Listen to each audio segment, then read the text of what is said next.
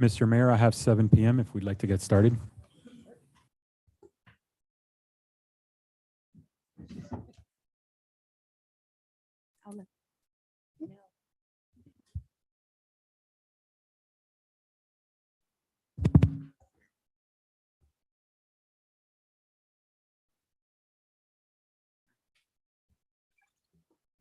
Excuse me.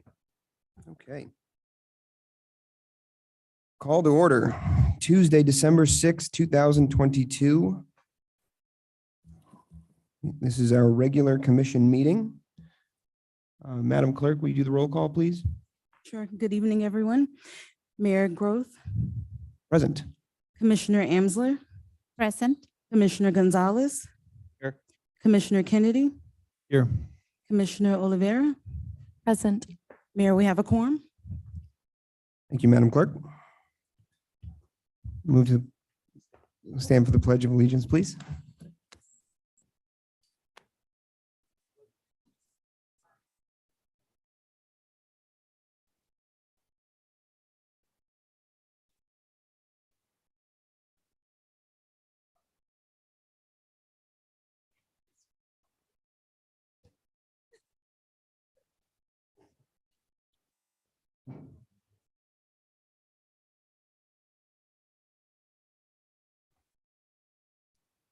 All right.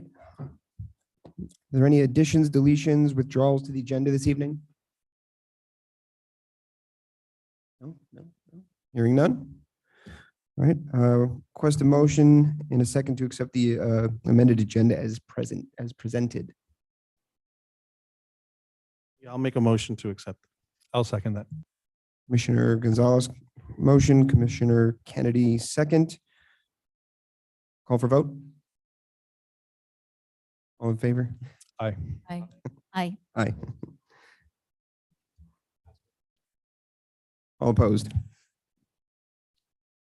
Seeing none, motion passed.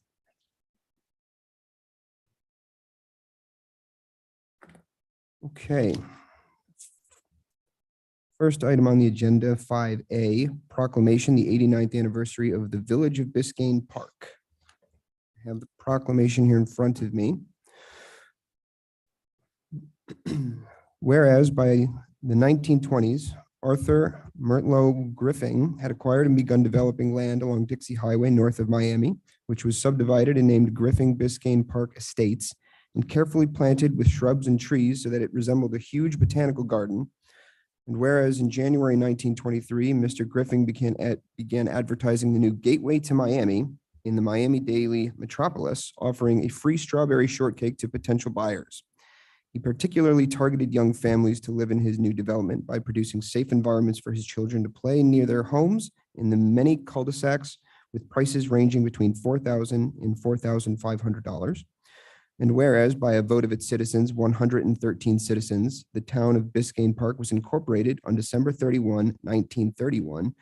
And 2 years later, a state charter was granted, changing the name to Village of Biscayne Park.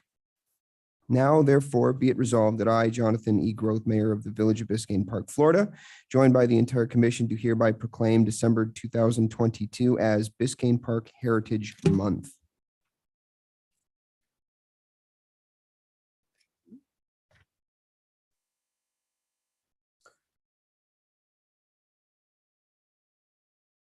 Okay, moving on to item 5B, Madam Clerk. Good evening. The village clerk, myself, respectfully request that Veronica Amsler be nominated for the office of Vice Mayor from December 22nd to May 2023. Just a bit of a background. At the regular commission meeting of June 7, 2022, Commissioner Dan Samaria was nominated Vice Mayor for the period of 6 months from June 2022 to November 22. Vice Mayor Dan Samaria's term has been completed and Commissioner Amsler is next in line for the position. At this time, we accept the nomination of Vice Mayor for Veronica Amsler. I'd like to nominate Veronica Amsler to serve as vice mayor for the next 6 months, please. I'd like to second.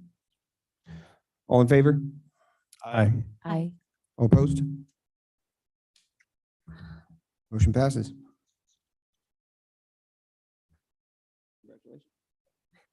Okay, moving on to item 5C, Village Financial Overview.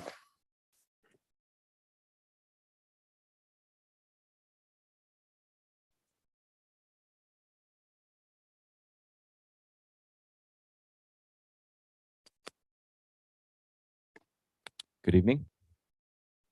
I think I got to meet everyone and say hello to a few other people I didn't get a chance to. Good morning or good evening, everyone. This time of year is a little unusual to give it. Can you hear me? I can't tell there, the speaker. A little unusual to have a financial overview being just the beginning of the year. Your financials that come out this time of year are only for 1 month. The beginning of the fiscal year, as you I'm sure know, is October 1.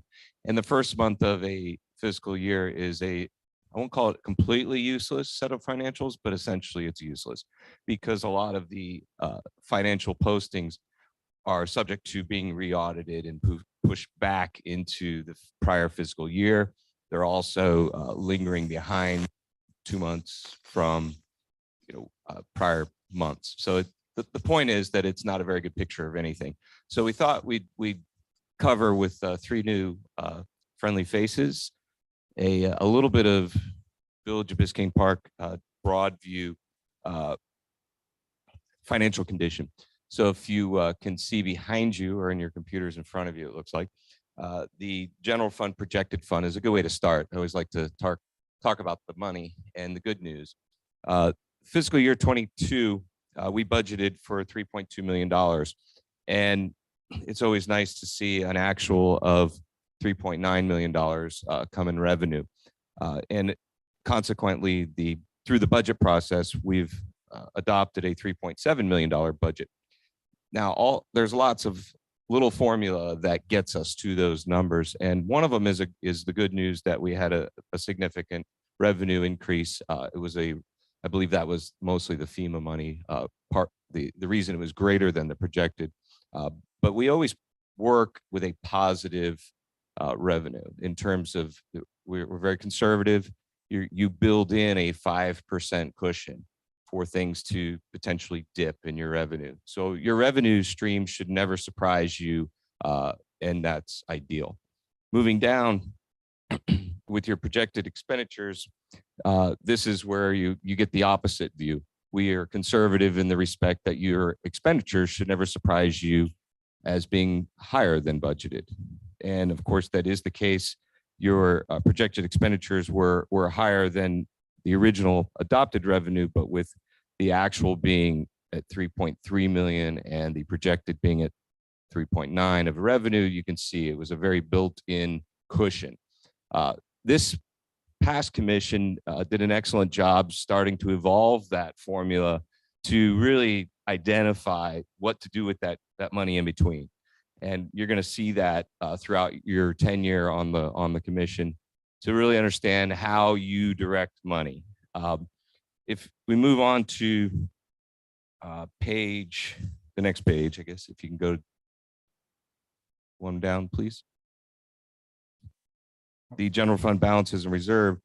This chart gives you a little sense of what I just said. There we go.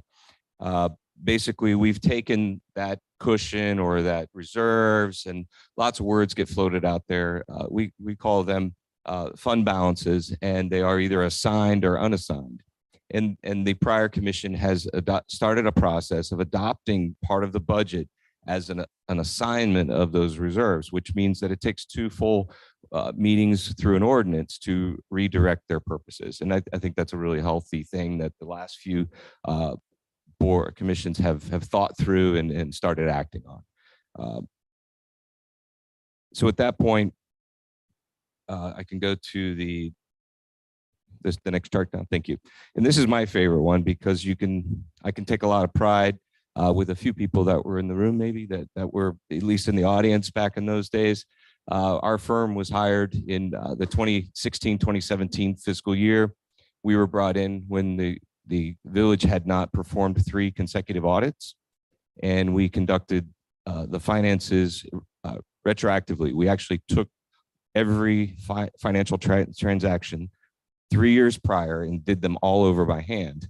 in our computer system and resurrected 3 years of pure financials for your village, and then performed 3 audits consecutively and had them all approved and entered into the state system while we did the existing year 2017.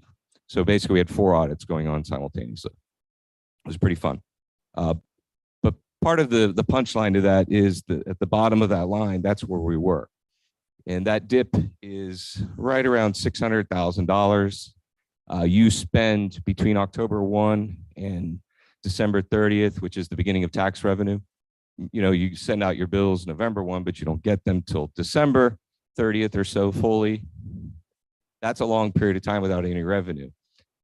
That 600,000 was down to 200,000 at that year. So you were down to almost less than $200,000 in cash. And you actually had to use restricted reserves to fund yourselves for those 3 months. We call that the first quarter operating cash requirement. Fast forward each year with the corrected approach to the budgeting. Here we are in 2022, the end of 2022 with a $3.2 million surplus. So congratulations. Now, the next part of that is how do you get that revenue? Just to understand yourselves a little bit. The ad valorem is the purple pie. We'll call it blueberry, I guess, in this case, 75%. So you can see you are largely beholden to non-ad valorem or ad valorem revenue as your primary source of income, but fairly evenly balanced are the remainder of your cost sharing and revenues, which we call cost sharing or revenue sharing, the utility taxes in the various forms that come back to you through the county and through the state. And those being fairly evenly spread, if something weird happens to any one of them, you tend to be very resilient. When COVID hit and the human activity changed dramatically in terms of gas usage, electric bills, things like that, you had a fairly small impact because of that, fortunately. Other municipalities that I advised, it was a dramatic budget hit to them because they'd learned to identify fixed costs to variable expense or revenues. And that's always a really bad habit. And we've steered you very, very carefully so that things that are volatile, you don't assign anything fixed to them so as an expense, so that you can, if they go away or they go down, you don't suffer. And that's kind of how you're structured. Your labor, and on the next chart, thank you, is the wonderful expense pie, shows you that more than 3/4, about 80% of your costs are operational and they're people. And what that means is with police, code enforcement, administrative staff, public works, and the building officials, either through contract, almost everyone that you fund is tied to the market. And you actually renegotiated a handful of your contracts just before COVID hit. And that was just good timing. We'll call it luck. But nonetheless, my firm, as an example, had over 70% costs increases in 1 year. So it's pretty heavy in the private sector. As a public sector, which is who you are, you absorbed all of that beautifully in hindsight. So congratulations again. That's the big picture of how your village is constructed. You are very beholden, as I said, to one financial line, but it's the most stable financial revenue line that you can offer in local government, which is the ad valorem process. And I think you all, being homeowners here, are the choir, right? You believe fondly in your homes. You still here. You don't want to leave. You want to. Most of you there seems to be Mario and I had a little bit of analysis of this to show with Commissioner Kennedy how there's a percentage of turnover in this community, but there's a really solid percentage that's homesteaded and has been here a long time, and that's a lot of stability for you all. So I don't see a lot of volatility. The bad news is if you're new to this commission and you're hoping to go on a spending spree, you're not built for that. You're built for very modest leaps. So I hope you appreciate that overview. And if you have any questions, I'm happy to take them. If you wanted to look at the financials, we can dig a little deeper in how they're structured. I've already set up a meeting with Commissioner Amsler, thank you, to sit one-on-one and go through, sort of the nuts and bolts of your finances and what they'll look like and what to look for. I'll tell you about it before you see it probably. But if any of the other two new members want to do that, I'm happy to make the time. I would. Thank you. If there's any questions, I'm happy to take them. I don't have a question, but I want to make a comment. Fiscal 23 is the first year that we've set aside an emergency reserve fund, correct? This village has never had one before, Not a assigned one. not an assigned. Correct. fund. So that was a major step we took this past Yeah, year. absolutely. Yes, sir. And I'll be interested to see what we do in the next budget cycle for fiscal 24, because we had sort of bandied about this goal of having 100% assigned for emergencies, and we're at 50% now, more or less. We about at 50. Right. The concept is identifying what percentage is the target, and 1 full year of operating expenses would be the operational percentage, 100% of that, and then your emergency can be anything you define, 100% of that number. Did I say it the way you were thinking? So it'll just be interesting to see what we do in this next budget cycle. I'd like to see that continue in a real positive direction to get that fund up. So that was a good thing we Well, I know who in the room spends all your money, did. Speaking of which. but he's speaking of- better at it than anyone I know, so be Speaking of very which, happy. He's talking about our police department. So it's 47% of our budget. And it's police and code. What is the split between police and code? It's much more for police than code. Correct. Off the top of my head, I think it's like 12 or 15% is code, Is but that code, might and be the rest high. 12. Okay. Cool. Thank you. Yeah. No, but I did want to compliment the police chief since he's gotten here. He and Nick have really had, it's been a pleasure, because as soon as they want something or need something, they find a way to spend it in-house through other adjustments, and they've been fantastic. So I can't really complain. They don't scare me or surprise me ever. So, and I'm a nervous sort.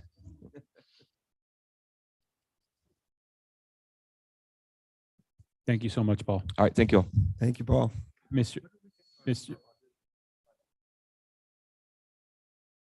We've already received our financial audit for fiscal year 2020. We are currently in the process of, or 2021. We're currently in the process of doing the audit now for 22. That is usually presented in the early summertime. Mr. Mayor, and I apologize, but I see that we have the two individuals in the audience that we were going to recognize, and I'd like to move them ahead of the village safety overview, since they're here in the audience, and I don't know if they want to sit through the whole meeting, so Certainly, if there if the commission is okay with that. need a motion, or can we just rearrange? I think we can just rearrange. Yeah. All right, so what we'll do is we'll move up item 5E ahead of 5D for the time being, so we can go through the commission recognition. Thank you. And Mayor, I don't know, do you want me to read the proclamations, or do you want to? That's fine. I will Okay. very happily read them. I know that we are here to recognize Commissioners Hammelberg and Samaria. We have proclamations here for both of you. I know that you're both here, so thank you for attending. So I'll start with the proclamation for honoring Judy Hammelberg, Commissioner of the Village of Biscayne Park. Whereas, excuse me, whereas Judy Hammelberg has honorably and faithfully served the Village of Biscayne Park since 2020. And whereas Judy Hammelberg moved to the Village of Biscayne Park from Coconut Grove in 1996. Whereas Judy Hammelberg became politically active in 2000, serving on the Code Review Board and the Biscayne Park Civic Club, where she served as president for several years, championed for a new public works building, new maintenance equipment, digitizing of village records and accessibility at the log cabin. Whereas Judy Hammelberg has served with integrity, dedication, and with a servant's heart to improve the Village of Biscayne Park. And whereas the Village of Biscayne Park wishes to thank Judy for her dedication, her leadership, and service to both residents and staff. Now, therefore, be it resolved that the Village Commission of the Village of Biscayne Park, along with our residents and staff, thank Judy Hammelberg for her dedicated service to the Village Commission for the past 2 years.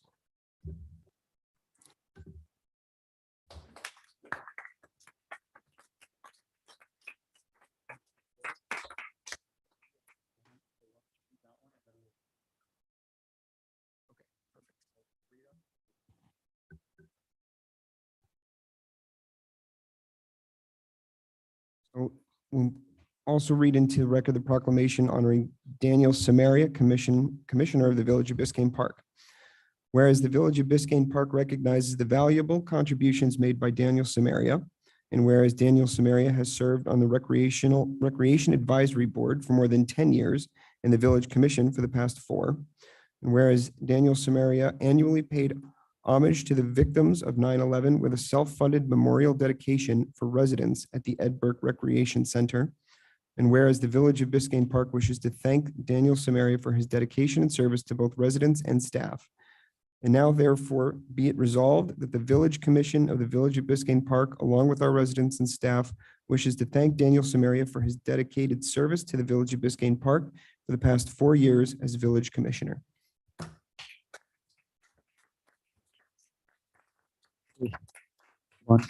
If I can have the commission meet me right up here, we can take a picture together. I just want to take one moment of privilege, if you don't mind, Mr. Mayor, to personally say thank you to both Commissioner Hammelberg and former Commissioner Hammelberg and Commissioner Samaria for the support. If it wasn't for you and the rest of the commission that took a chance on this guy over here, I don't think I would have had the tremendous amount of success that the village has had together as a team. I really do appreciate your support over the last 2 years and the dedication that you've given to the village. So thank you so much for that. I do appreciate it.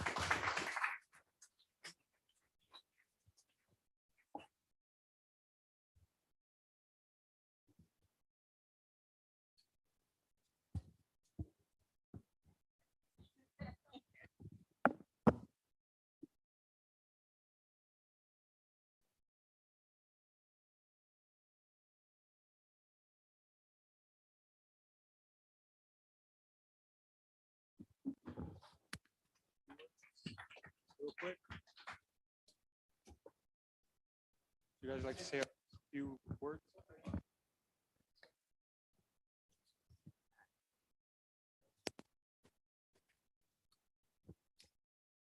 Hi. It's been an honor and a privilege to serve this village. It's a wonderful place to live. I know some people call it a village of homes, but it's not. It's a village of people and a village of families, and we are a family, and it is just undescribable when your neighbors come out and help you all the time, or you help them. And you don't find that in too many places around Miami. For the new commissioners, I'm going to warn you to thicken your skin, because there are those in the community who derive tremendous pleasure out of giving you a hard time. It's a very small, hardcore group, but beware. Also, I urge you as a commission to appoint someone to be a representative to the League of Cities.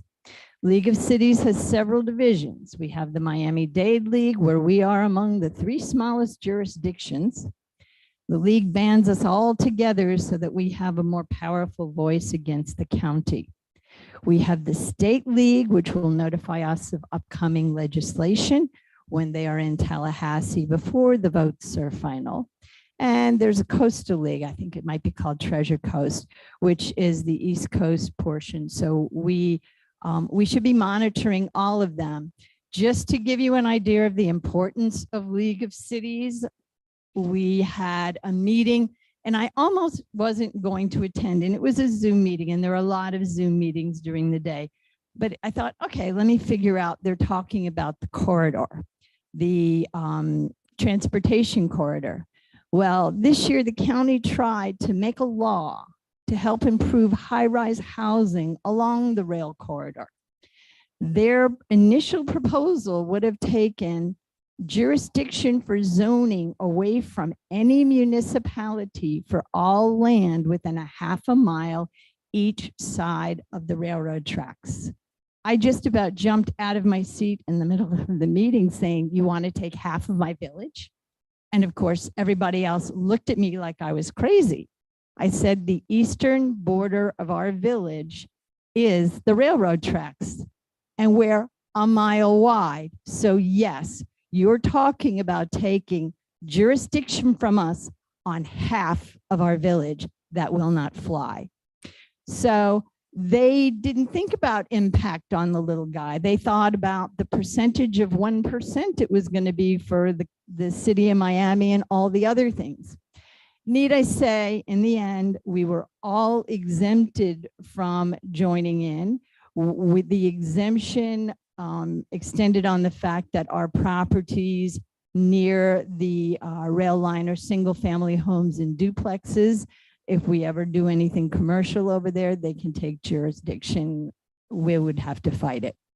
But it's really important that we stay on top of this. And I think Ed and Valerie will tell you, it's easier to affect a law before it goes into effect than to try and fight it legally afterwards. So don't bat your eyes at them and think that the county can't do anything to hurt us or the state can't do anything to hurt us. Since we've been in office, left, right, and center, they are pulling power from the villages. So we need to be represented. We need people to monitor what's going on. And I hate to say it, but don't look to Commissioner Kennedy to help you on this one. I have never seen him to a league meeting in 2 years.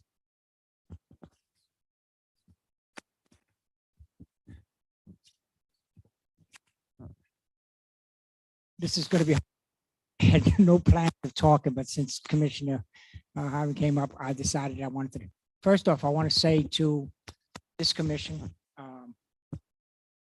I hope and I think there's going to be changes. I was very disappointed on how the election went, not by the fact that I lost, but on how they came after me. And I felt that that's not what Biscayne Park is about.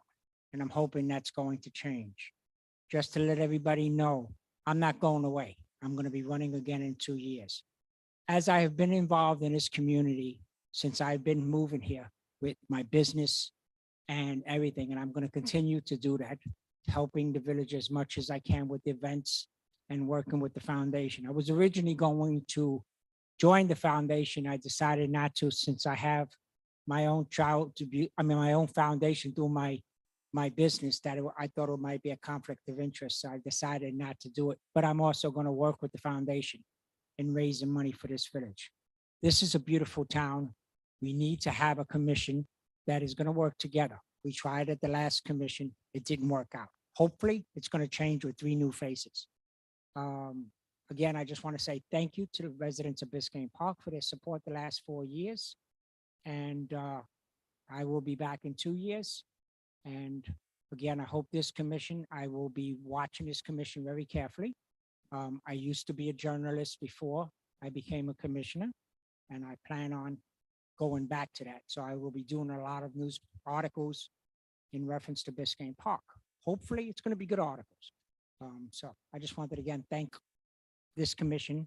We're starting off on the right foot already so far today. Everything's been going nice and normal. So hopefully we'll continue with the new mayor. And again, I just want to say thank you to the rest of the commissioners. And it was an honor to serve with Commissioner Kennedy and Commissioner Gonzalez. And I am disappointed. It's going to be very hard for me to sit out here in the crowd and not sitting up there. But I think we got a good group of people here that I'm looking forward to working with each individual. Thank you. Thank you, commissioners. So with the rearranged item 5, we will move back to item 5D, the village safety overview.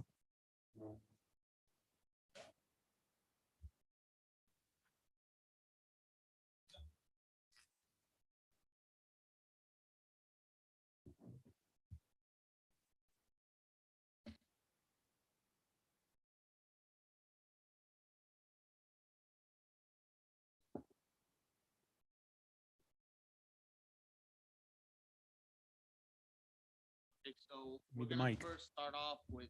Chief, I need you to talk into the microphone. Good evening, everybody. I'm Chief Louis Cabrera with the Biscayne Park Police Department.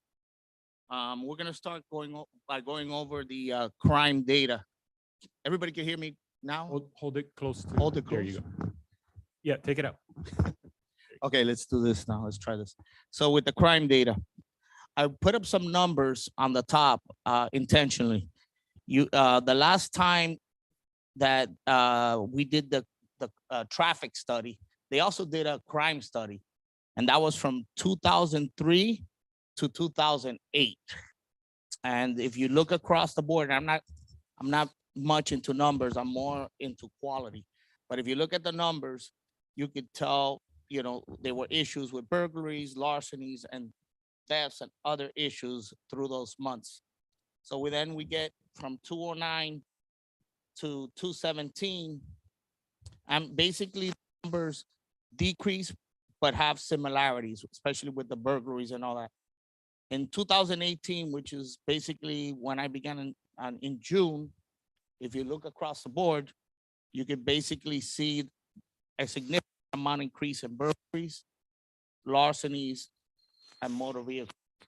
And basically that all is attributed to the fact that we focus on specific patrolling, specialized patrolling, constant patrolling, and keeping officers within their zones to make sure they're not leaving the village. They have a zone where they're patrolling, and it's high visibility patrolling. So I wanted to give you kind of an overview where we're at from 2003 to 2022. I think the numbers for themselves, they're right in front of you. If anybody needs to verify them, you can go on the FDLE website. That means the Florida Department of Law Enforcement, and that is the Uniform Crime Reports. Most of the numbers up in 2020, 2021, with some of the, because they put in a new program, weren't reporting. We can, our data is up to date. Obviously, we all know the year hasn't ended. So I'm going to get into citations and crashes, which is something extremely important here, and it's talked about, and it's a main focus of what we do here. You look at the time that I started in 2018, you'll see the numbers. The first year, 276, that was a year that, we were still involved in making sure that we still had a police department, because the Department of Justice was doing an investigation along with the FBI. In 2019, my first full year, you see the numbers from January all the way down to December, which was close to a little bit over 2,400. 2020, again, another increase. You have numbers about a little bit over 3,200. In 2021, you see there was a decrease with about a little bit over 1,700. And so far up to 11/22 of November, we have about a little bit over 1,200 without, we haven't reported completely November and December. Our goal is not to ticket our way out of anything. I don't think that's the solution to anything. It's education and visibility and making sure people know we're out here, we're doing our job. If you look at these numbers, and I think there's somewhere the manager gets the stats, we give as many warnings as we do citations. And I say that because it's part of the education process, so officers have that discretion. So we're not one of these communities or police departments where we're harping, write tickets, right? No, the important thing is safety and making sure that the drivers that are driving through our village understand that we're out here and we're going to be monitoring traffic enforcement. So I'm going to get really quick into crashes. That comes up all the time. So in 2018, we had 33, 1939, 27 in 2020, 43 in 2021, and in 2022 so far we have 38. In 2022, the year to date, 38 vehicle crashes. 22 the crashes occurred on Northeast 6th Avenue. So I get all the time, Chief, how many accidents do we get overall? So far, we've had 38. 22 of them have been on 6th Avenue, which is an area we monitor all the time. And I'll tell you a little bit what we're doing when it comes to 6th Avenue, what we've done. We did a traffic citation breakdown because I'm asked all the time. In this year, we've had so far on Sixth Avenue. Wait, okay, hold on a sec. So it's broken down from totals to Northeast Sixth Avenue to Village Wide and speeding. So the numbers are there. So if you look at the numbers, you could tell that they're widespread, both not only on Sixth Avenue, but throughout the village. A lot of people say, well, we never see the police officers. They're not writing tickets throughout the village. Well, we are. The numbers there, look at the speeding numbers, 77, 58, 48, 40, 105. Village wise, you know, in September, we wrote 76, 62 on Northeast Sixth Avenue. You see the numbers are a lot higher. You're going into 148, 146 tickets. So we're definitely out there. We're definitely addressing the traffic issues. Every year we get, you know, we try to come up with different ideas. We've talked to the manager about implementing in the near future additional traffic calming devices through the village. And I'll talk a little bit about that. That's one of the things that we implement at the police department, because that was one of the big issues here, which was traffic. So safety project initiatives. What we've done throughout this village is we've put additional stop signs with the assistance of Public Works and the county. As you all know, on Griffin, that four-way stop sign that's there, we worked with Commissioner Sally Hayman. I met with her and I said, Commissioner, this is going to be a death trap. This is a big issue. It's blind and it's going to be a big issue. So the commissioner was gracious enough to give us an audience. We worked together. We were able to get that.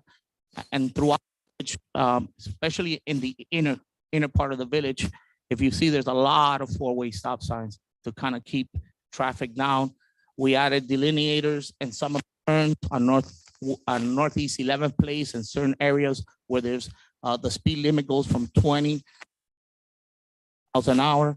We added those. We marked the roads. So there's roadway paintings. Like I said, we added the traffic calming devices. And on Griffin Boulevard, the stop signs that I just spoke about. We're now working. We've had discussions with our former Public Works Director and the manager about implementing new speed signs on Northeast Sixth Avenue.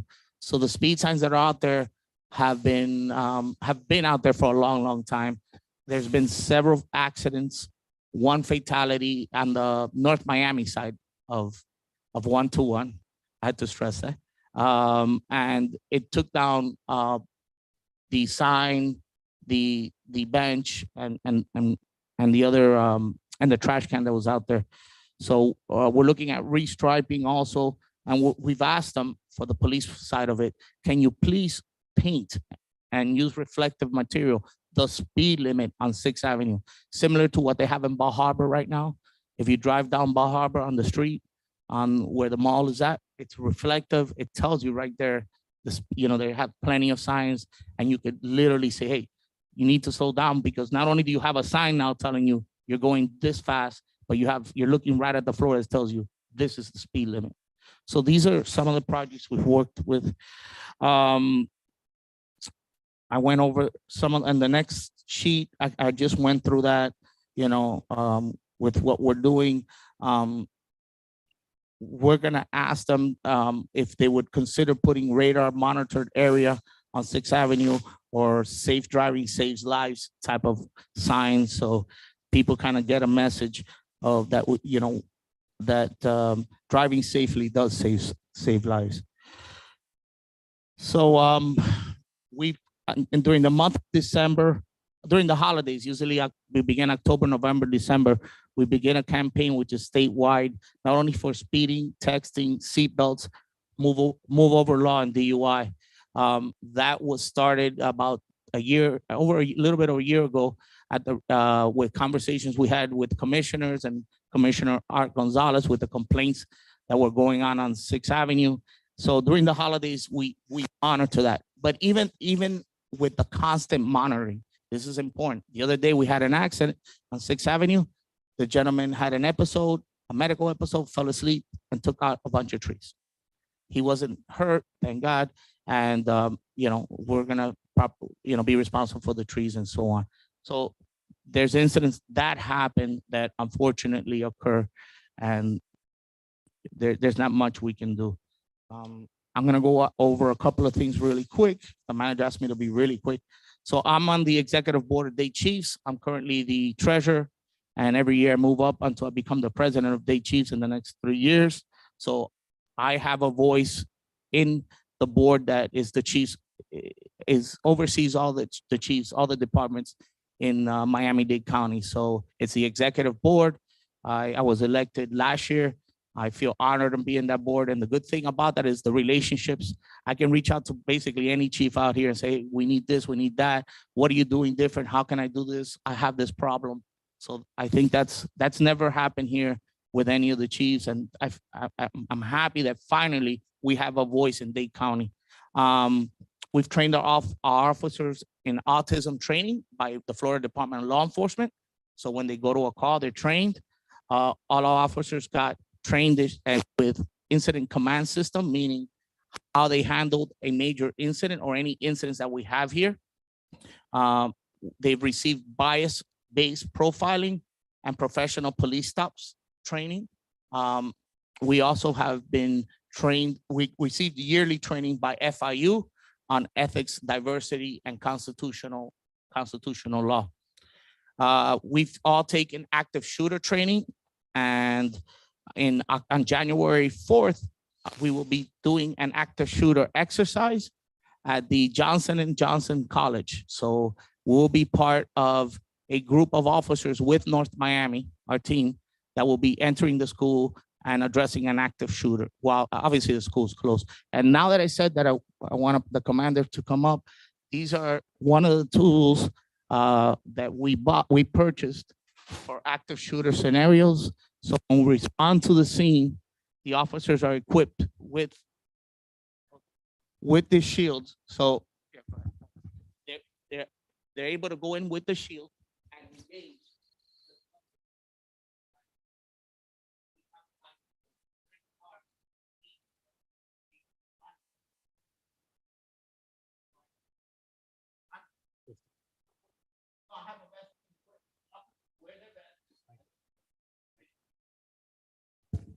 It's hard to do this with. So this is one of the things we purchased. We purchased tourniquet and stop bleeding clot kits. So we respond to a scene. If somebody's unfortunately shot, we can try to render aid as quickly as possible.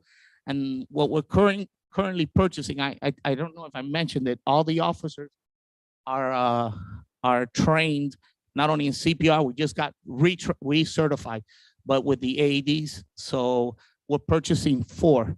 I was super impressed with the class. I mean, the instructors are amazing. And one of the things I learned is if I'm able to get to you with my AED within a reasonable time, which the time of response is pretty quick, a lot quicker than sometimes it takes rescue.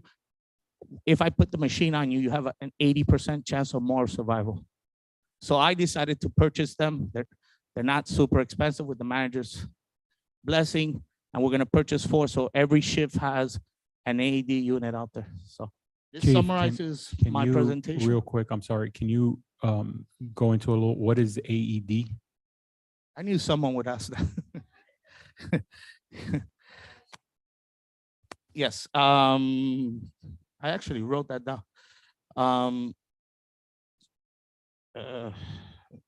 Oh my God. So essentially, it's a device that if someone's having a heart attack or Yeah, it's an they're- automatic electric defibrillator. Sorry, because I went into some other things. Yes, so basically what that does is it's kind of I want to say it's easy for anybody to be able to use. Basically, once you open it, it says you've turned on equipment. Now you need to do the following. It tells you put this on the left side, put the other patch on the bottom lower side. When instructed, hit the button. And so it walks you through. So we're getting obviously the latest stuff that's out there. It has for not only adults, it has for juveniles and for infants, in case, God forbid, we have to do it. We also went through the training now on CPR on how to address an infant, which you turn over. You first do it forward and then you turn them over. So every day we're, a lot of people think this is Mayberry. It's not, at least not since 2018. I will tell you, I'm constantly thinking, what can be done different? How do we take this department into a new direction?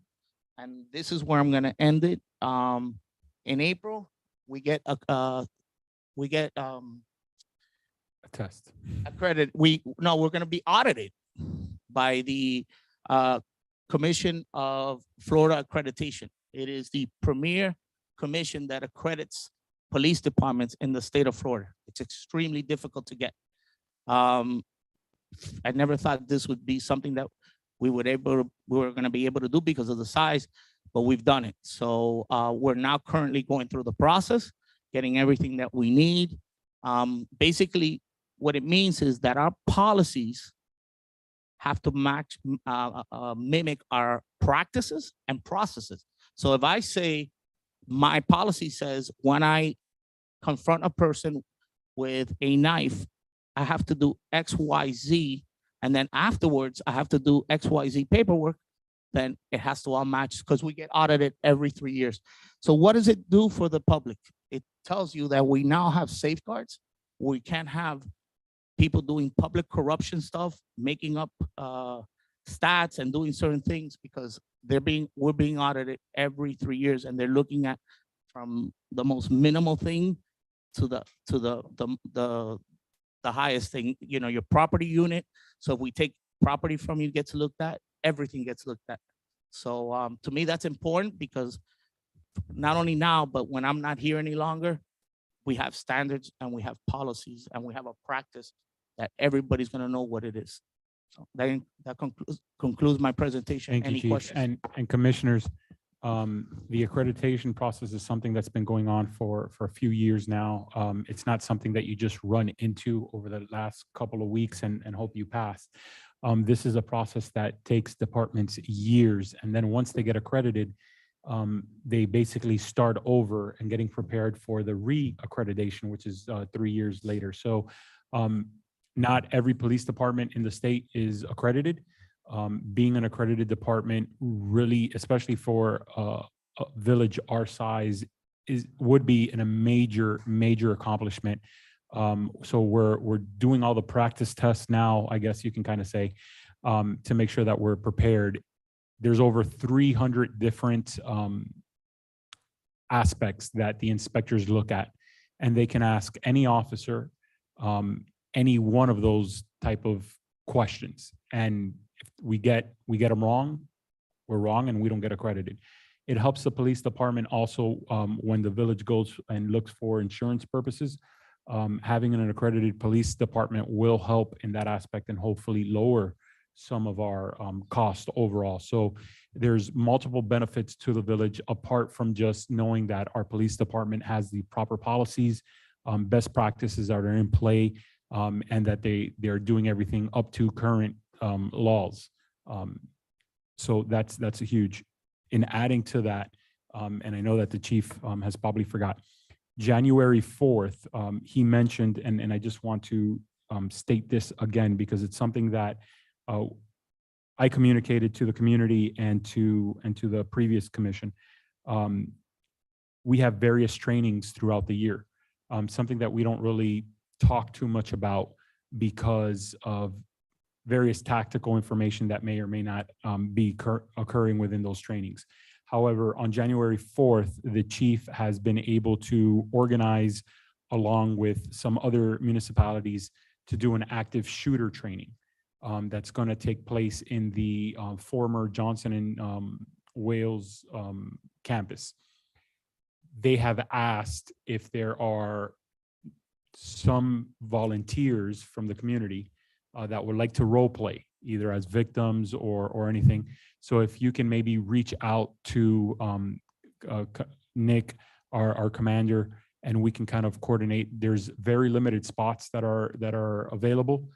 So if you can just send us an email and let us know, then we'll be glad to kind of see how many they need. But during that training, you'll, for the most part, be sitting in a room and you'll either be playing the role of a victim or you might even be the shooter. but you'll definitely be having a bunch of police officers rushing you one way or another. That is up. Chief, thank you so much for being here today and for the presentation. If any of the commission have any questions, Thank you. I actually do, if you don't mind. Does anybody else want to go first, guys down there? I just wanted to thank the chief, but if you have a question, certainly. Yeah, so first of all, thank you for the presentation. I always appreciate these presentations. And this is kind of some of the hard stuff, the stats and stuff, but I think it's also worth pointing out that your staff does a really nice job interacting with the residents. So I always appreciate seeing how they engage with residents out on the beat. I don't know if you actually use that word. I watch too many Yes. cop shows, but they have a real nice way about them, and I think the residents appreciate that as well. I have a couple of specific questions about your report. When we look at stats, we're looking at Sixth Avenue stats and village-wide stats, the interior streets. Correct. Is it possible to see, I don't know if this is something you can find out, I'm sure you know, or if you're allowed to divulge, tickets between residents and non-residents? I mean, I mean, you know who you're giving a ticket to, but is it and I'm not asking for people's names and addresses. I'm just always curious how many people are cutting through this village and speeding on their way through. When you walk certain times a day, it kind of looks obvious who has a car full of kids heading to Miami Country Day School. you weren't kidding when you said difficult questions, huh? Hey, this is our opportunity. You come in and he says, do you have any questions? I know. We obviously know we would have to go one ticket at a time. But it's not a practice that we institute, because at the end of the day, we're there to enforce whatever infraction occurred, whether you're a resident or not. So Understood. that is not, our priority. So when not we do the stats, we just kind of distinguish what, because Sixth Avenue is the heart, the That's a main that's a big- thoroughfare. that's a big So artery that cuts yeah, through, so sure. then we distinguish what's happening there Mhm. compared to in the inner part of the village, so that's what we usually. I always thought that would be an interesting thing to know. Another thing that you didn't point out that's in your report are the watch orders. You guys do a tremendous number of watch orders. And I meet residents all the time who have no idea that the service is even available. So I think it's always great to remind people that's each other anytime we leave town. And it makes me feel really confident that, I mean, I know you're not there personally guarding my house, but it makes me feel better knowing that the police are aware that we're not there and they're doing a certain number of trips past our house and they're aware of what's going on. One of the complaints, some of the new folks up here, you're going to find that you become the unofficial complaint department.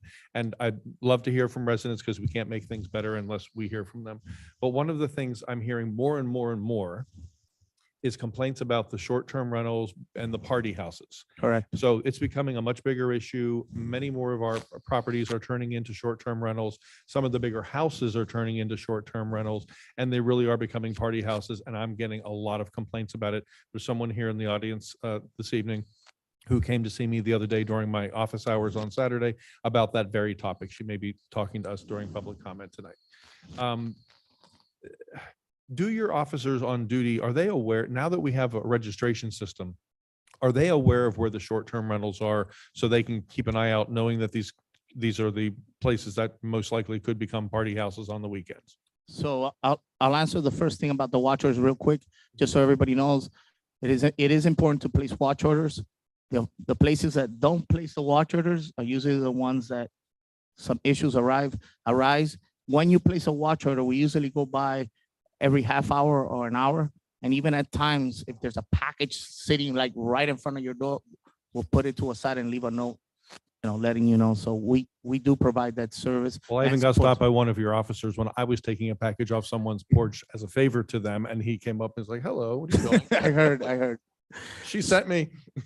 So regarding the short-term rentals, so all the officers have the list that has been provided to us by the administration. They were emailed that list, and they will email the ordinance that goes along that was passed.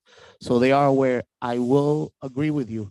In the last 3 weeks, we've got several calls about party houses. We had one on 401 and 21, where at 1:30 we shut it down.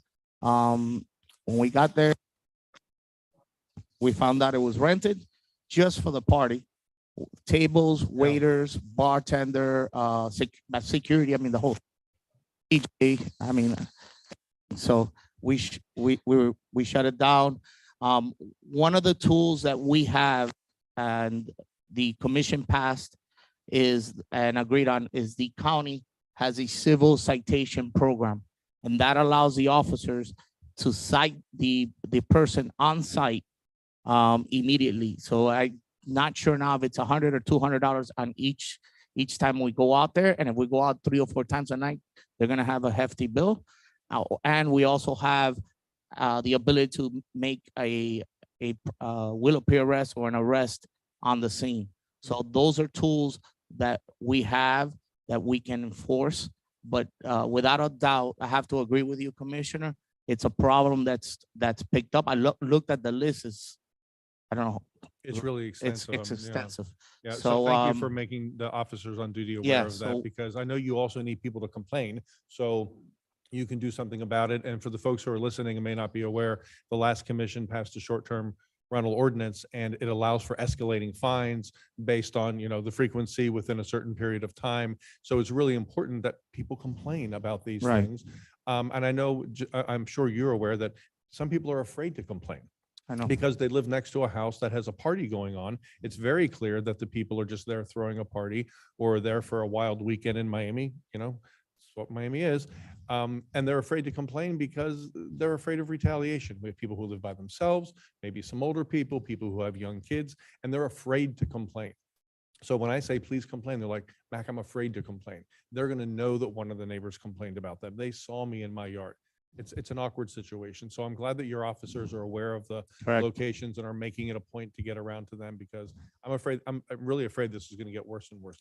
and worse. Well, it's a concerning issue we're looking at. Besides the police portion of it, we also forward pictures and all the information we get to code. Yep. So whatever we have, we also provide it to code, and we explain to code. If the officer needs to go to the board and testify because he's the person on the scene at 1, 2, 3, whatever time in the morning. But it is extremely concerning that houses are being specifically rented here only for parties. Yeah.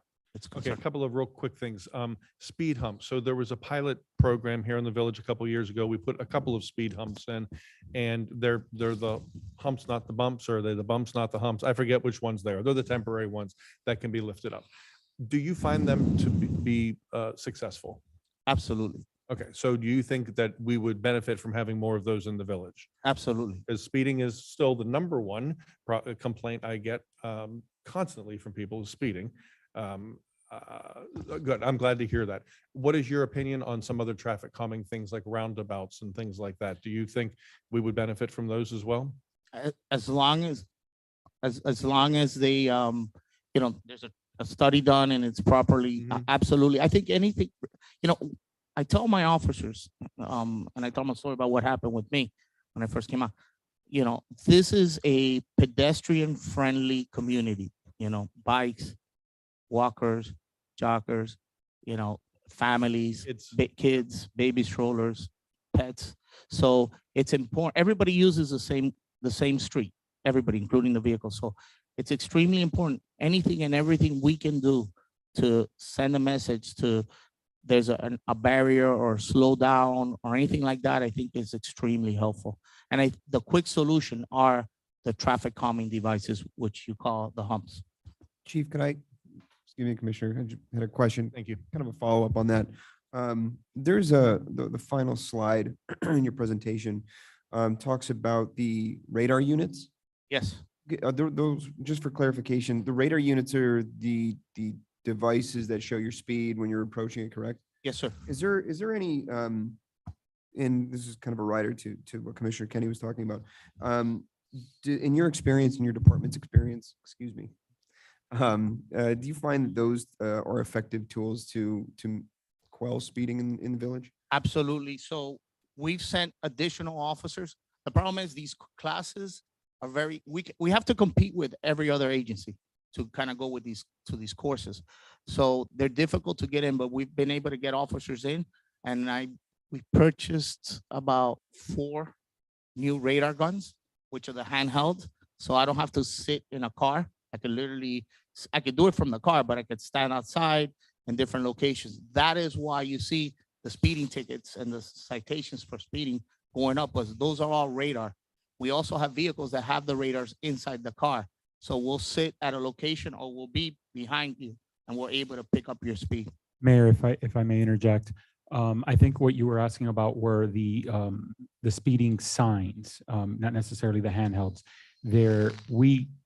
In the presentation, we left it as a radar sign because most people kind of understand that, but they're really, the technical term is more of speed feedback signs. And so those signs have been proven through various studies to be effective, especially when you first install them, because it's something new, it's dynamic, it's telling you to slow down, slow down. As someone who, if they drive on it 5-6 times a day or a week or whatever, once they get used to that, the effect diminishes over time, obviously. And that's where enforcement starts picking up. But yes, typically any of the speed signs that underneath have that yellow sign underneath that says slow down if you're going faster than the speed limit, or it says you're going 22 miles an hour and it just kind of flashes. Those have shown in various communities a positive result in lowering overall speed. So I'm just curious about passive efforts. Well, that those can are be used. passive, and then, Right. like you said, we have the radar systems that we use in order to be able to, once they're being told how fast they're going, which is part of the idea of, oh, you didn't see the sign, the markings on the floor, the reflective. So now it's our radar system, the radar guns, catching you at an excessive speed.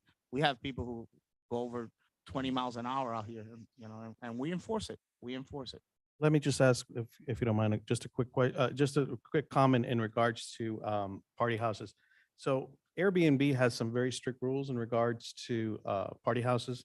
And just reading on their site, it says that until further notice, all disruptive parties and events are prohibited regardless of size. Guests who hold these types of events may have their accounts removed, and hosts that violate this rule and allow guests to throw parties may be subject to account consequences up to and including the removal of their listing. So this may be something that we may not be doing, that we may want to consider and especially, if you live around a party house, you may want to get in contact with Airbnb and let them know that that particular property is having parties. And then they may suspend or completely take them off of their platform. But that's something that we need to do ourselves. Okay. Or you mean that's, as residents, we need to do it ourselves? Yeah, I would say that a resident, so somebody that lives next to one of these houses, just would And what you contact. just read from, is there a mechanism to report it right there? Yeah, well, it tells you here exactly how to report a disruption and everything. So if you go to the Airbnb website and just where it says party and events policy, Yeah. it'll give you all the details on how to report it. So that may be a tool that we can potentially use to try to, control this. I will just note for the record, Commissioner, Airbnb is just one of dozens and dozens of website that does vacation rentals. They are definitely the most popular, but they're not the only one. Through that. So just, Hey, can I ask one other real quick thing? And this is completely separate from what you guys discussed, and it might be a question for Commander Wolfschlager.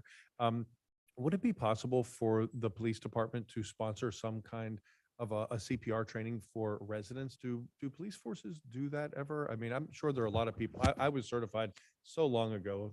No one wants to have a heart attack in front of me, but I would go for it. But it would be, are you allowed to organize things to get people in a community certified? the village can definitely put something together. However, there's a cost to it. So right. So there's a cost per person that does it. So if the commission wishes to use village funds for that, we'll definitely need a budget amendment. But it could also be something that we can try to look, whether it's the foundation that does it, or see if there's other community partners that can offer something for the community where it doesn't have a direct impact on our budget. People may be willing to pay. Chief, I have a quick question. Would that be okay? I'll make it quick. Yeah. Mac brought a point that I've heard as well. And so what would you tell to those residents that are afraid maybe to bring this issue of Airbnbs and the parties up? What would be the right approach that you suggest they take? Because I understand, they don't want to be the neighbor that complains. They don't want to be looked at as that person. But so we need to report it in order to fix it as well. So what would you say it's the right approach? So when you call the non-emergency number, okay, you're not required to give your name.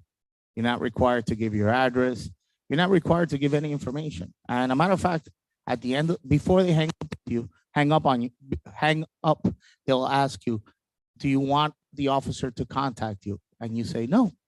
And then they'll ask you, do you want the officer to call you? No.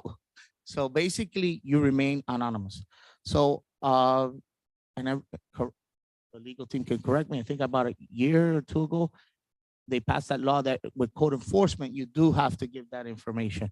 But when you call the non-emergency or 911, you're not obligated, and they will not give out your information. So, but at the end of the day, anybody can email me, and and we can meet, and whatever is told to me, we work, we can work that out and let the officers know, and it's not something that has to be disclosed because we're not under the same rules as Public Works. Just to clarify, if anybody has any issues that requires an emergency or for the police to respond, please call 911 or the non-emergency number. Sending an email is not going to get police out to you faster, nor is it the correct way to get police to respond. Correct. So please call the designated numbers so that you can have the proper response. That's correct. If you have an emergency, you have to, and if it's a non-emergency, you have to call, the non-emergency number. Remember, every time you call, it's logged in. So if you ever need to refer back to it or we need to, it's there, even though your information is anonymous.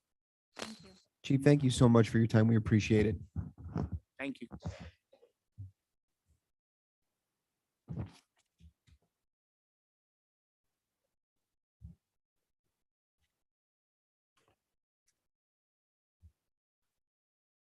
Okay, we're moving on to item 6, public comments. I'd like to open the floor now for public comments.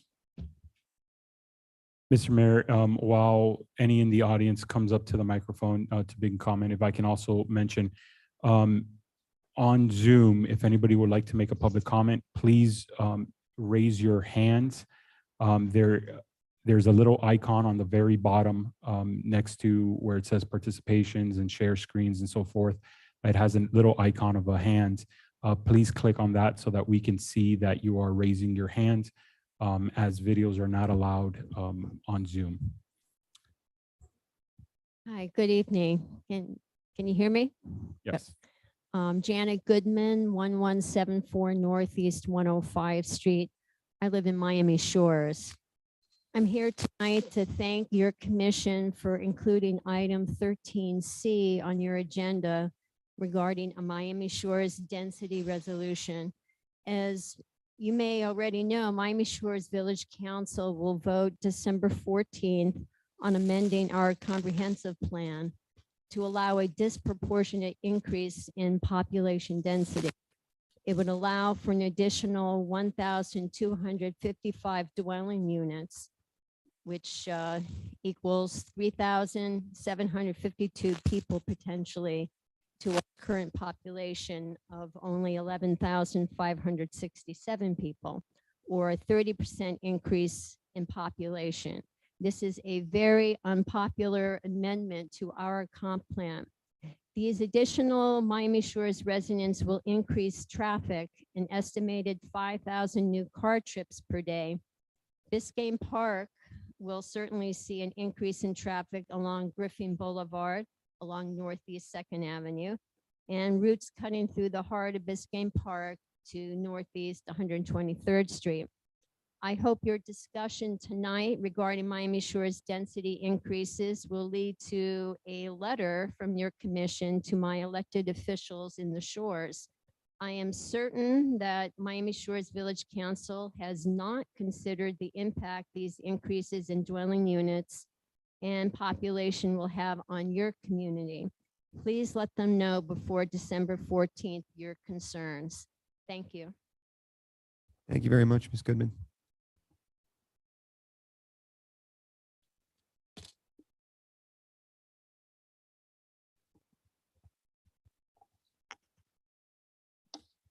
I am Carol Ennis Respondic, and I also live in Miami Shores, 1162 Northeast 105th Street. And I can't say anything better than what Janet has already told you. But I just want to emphasize that the amount of density that Miami Shores is contemplating adding, as Janet said, is is not popular in Miami Shores, but I think it will become even less popular here. Because if there's any benefit anywhere in the shores, you certainly will not see the benefit here.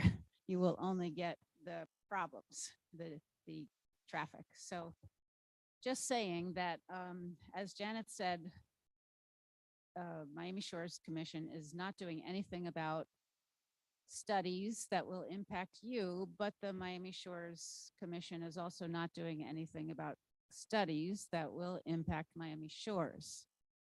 So as some of you probably know, or all of you will know as your time continues on your commission, that is required if anything changes as far as your density by Florida statute.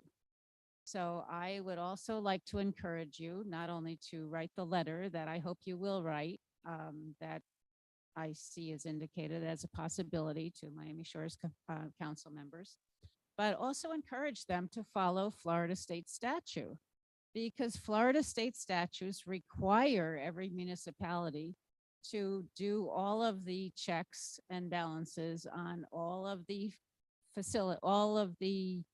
requirements, you know, so that we all have enough, so that this traffic doesn't get out of control, so that there is enough water, so that there are schools for everybody, and all the other requirements that every, you know, municipality has to do if they want to increase density or change anything of that at that level.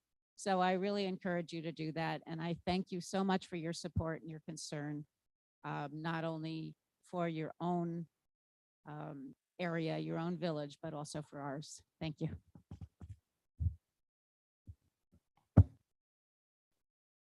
And again, as we have someone else approaching the microphone, if anybody on Zoom wishes to make a comment, please raise the hand, which is a small icon on the very bottom of the screen. As you move your mouse towards the bottom, you'll see the icons pop up. It's a little hand icon. Thank you. Alexander Bernhard, 1015 Northeast 120th Street. Thanks for the opportunity to talk. Just quickly, regarding the land development code, I just encourage the commission to take a very close look at every line of it, because it's a big deal. There are a lot of big changes there. It's going to have a big effect, and there's some things on there that, for instance, referencing specific architectural styles for specific types of roofs. It's very specific. And I don't know where that came from, but, you know, no flat roofs, you know, things like this that are stylistic, that there's a lot in there like that. No clerestory windows. I don't know how to pronounce that. In the back 2/3 of a home in order to protect privacy for the house next door. That won't even pass code, because people have to be able to, if it's a bedroom, people have to be able to get out of the window in a fire. So I don't see how that could even be in there. So just please take a close look at it. There are a lot of things in there that seem innocuous, but they're definitely not. With regards to speeding, it's very interesting that the chief was mentioning, because I know that we passed in the budget something about a traffic study, but if we already have the police officers that know the problem areas, and they already have the ability to, if I understand, recommend places to put speed bumps and traffic calming devices, why don't we just use them as a resource instead of spending $14,000 or whatever it is on a traffic study? If we can just have them, they already know the problem areas. So that's the other thing that I wanted to bring up. Thank you.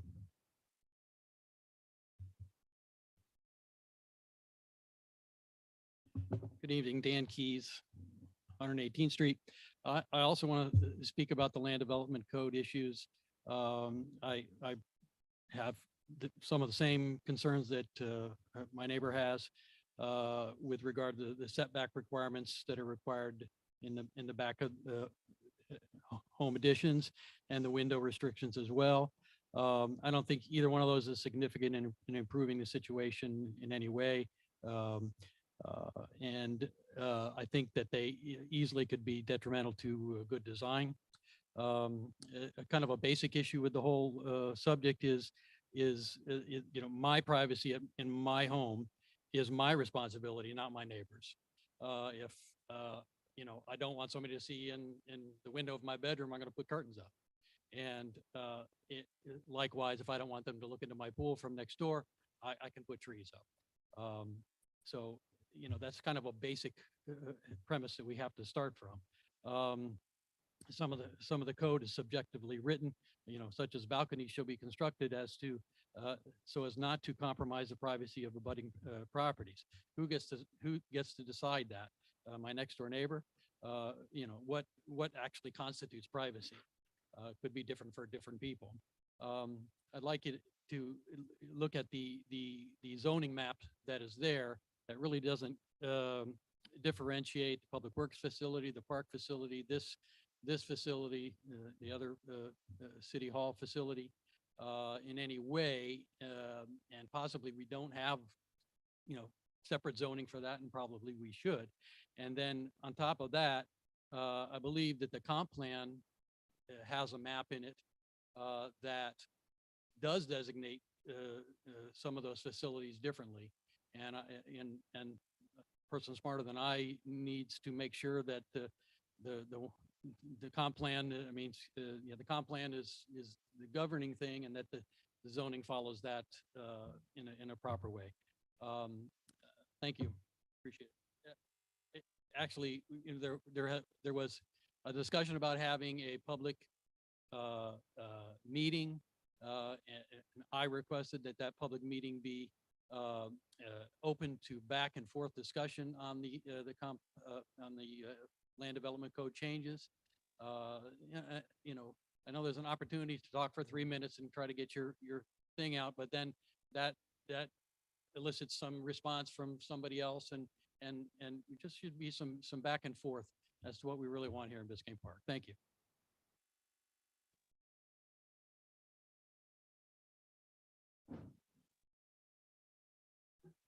Any other public comment at this time? Okay, seeing none. And one last call, Mayor, if you don't mind, on Zoom. If anybody wishes to make a public comment, please raise your hand. There's an icon on the bottom of the application. I am showing it on screen on our Zoom. Mr. Mayor, I see none. Okay, thank you. Before we move into commission replies, it's my understanding that we have David Caserta here. And it's my understanding also that he has a flight to catch this evening, and we'd like to make sure he doesn't catch that. So if the rest of the board would approve of moving his item up so he can make that flight, I'm sure he would appreciate it. I'm fine with that. Okay. Great. And that's item number 11D. Perfect. Mr. Caserta. Good evening, Mayor, Commissioners, and I'm sorry, incredibly- David, I'm sorry. First, yeah. Oh, sure. Resolution of the Village Commission of the Village of Biscayne Park, Florida, approving a professional services agreement between the Village of Biscayne Park and David T. Caserta Government Relations, Inc. to provide state lobbying services for the Village of Biscayne Park, authorizing the village manager to execute the agreement and expend budgeted funds on behalf of the village, providing for an effective date.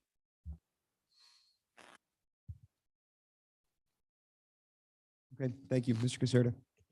Good evening, Mayor, Commissioners, and the incredibly wonderful residents of the Village of Biscayne Park. My name is David Caserta, and I have proudly served this community I was thinking about it on the way over here, for close to 25 years as the government relations specialist here. And I have been proud that in those 25 years, we had maybe one, maybe two tough on a good track record, but it also helps that we've had great commissioners serving on this board that have helped the process, especially up in Tallahassee, which I hope many of you get to experience with me very soon.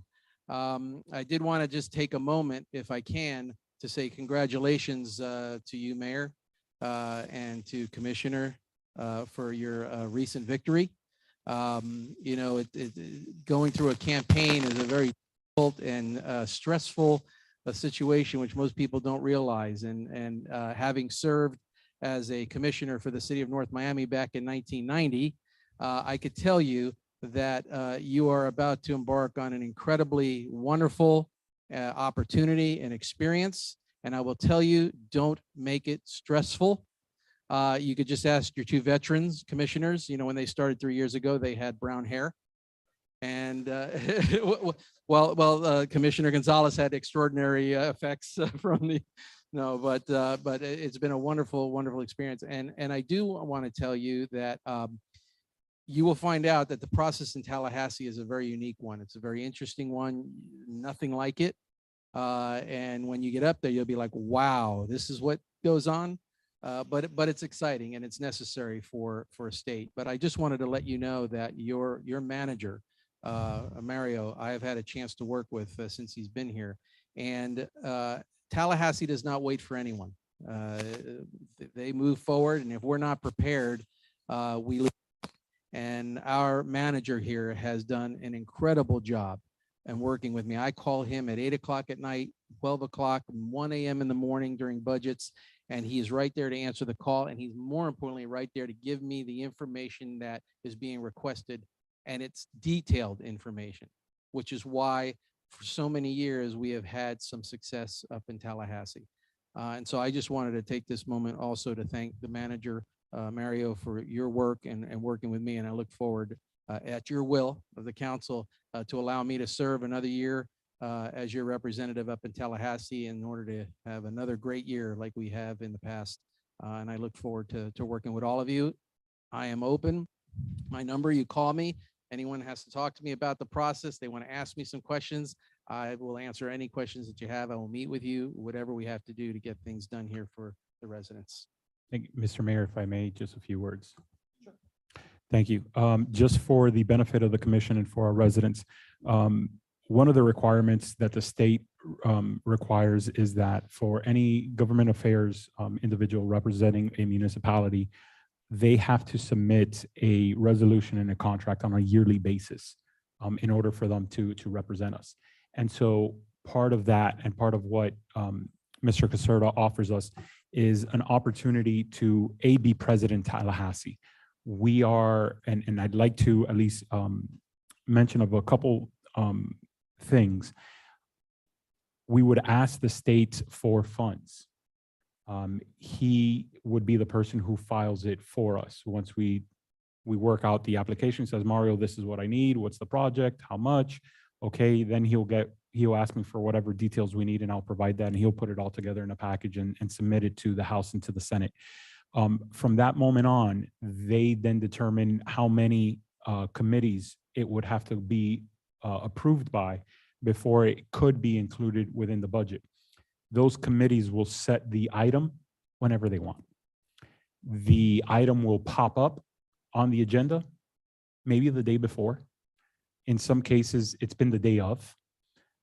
That makes it impossible for municipalities or organizations, especially that are not in Tallahassee or within 30-minute drive, to be able to attend and represent themselves.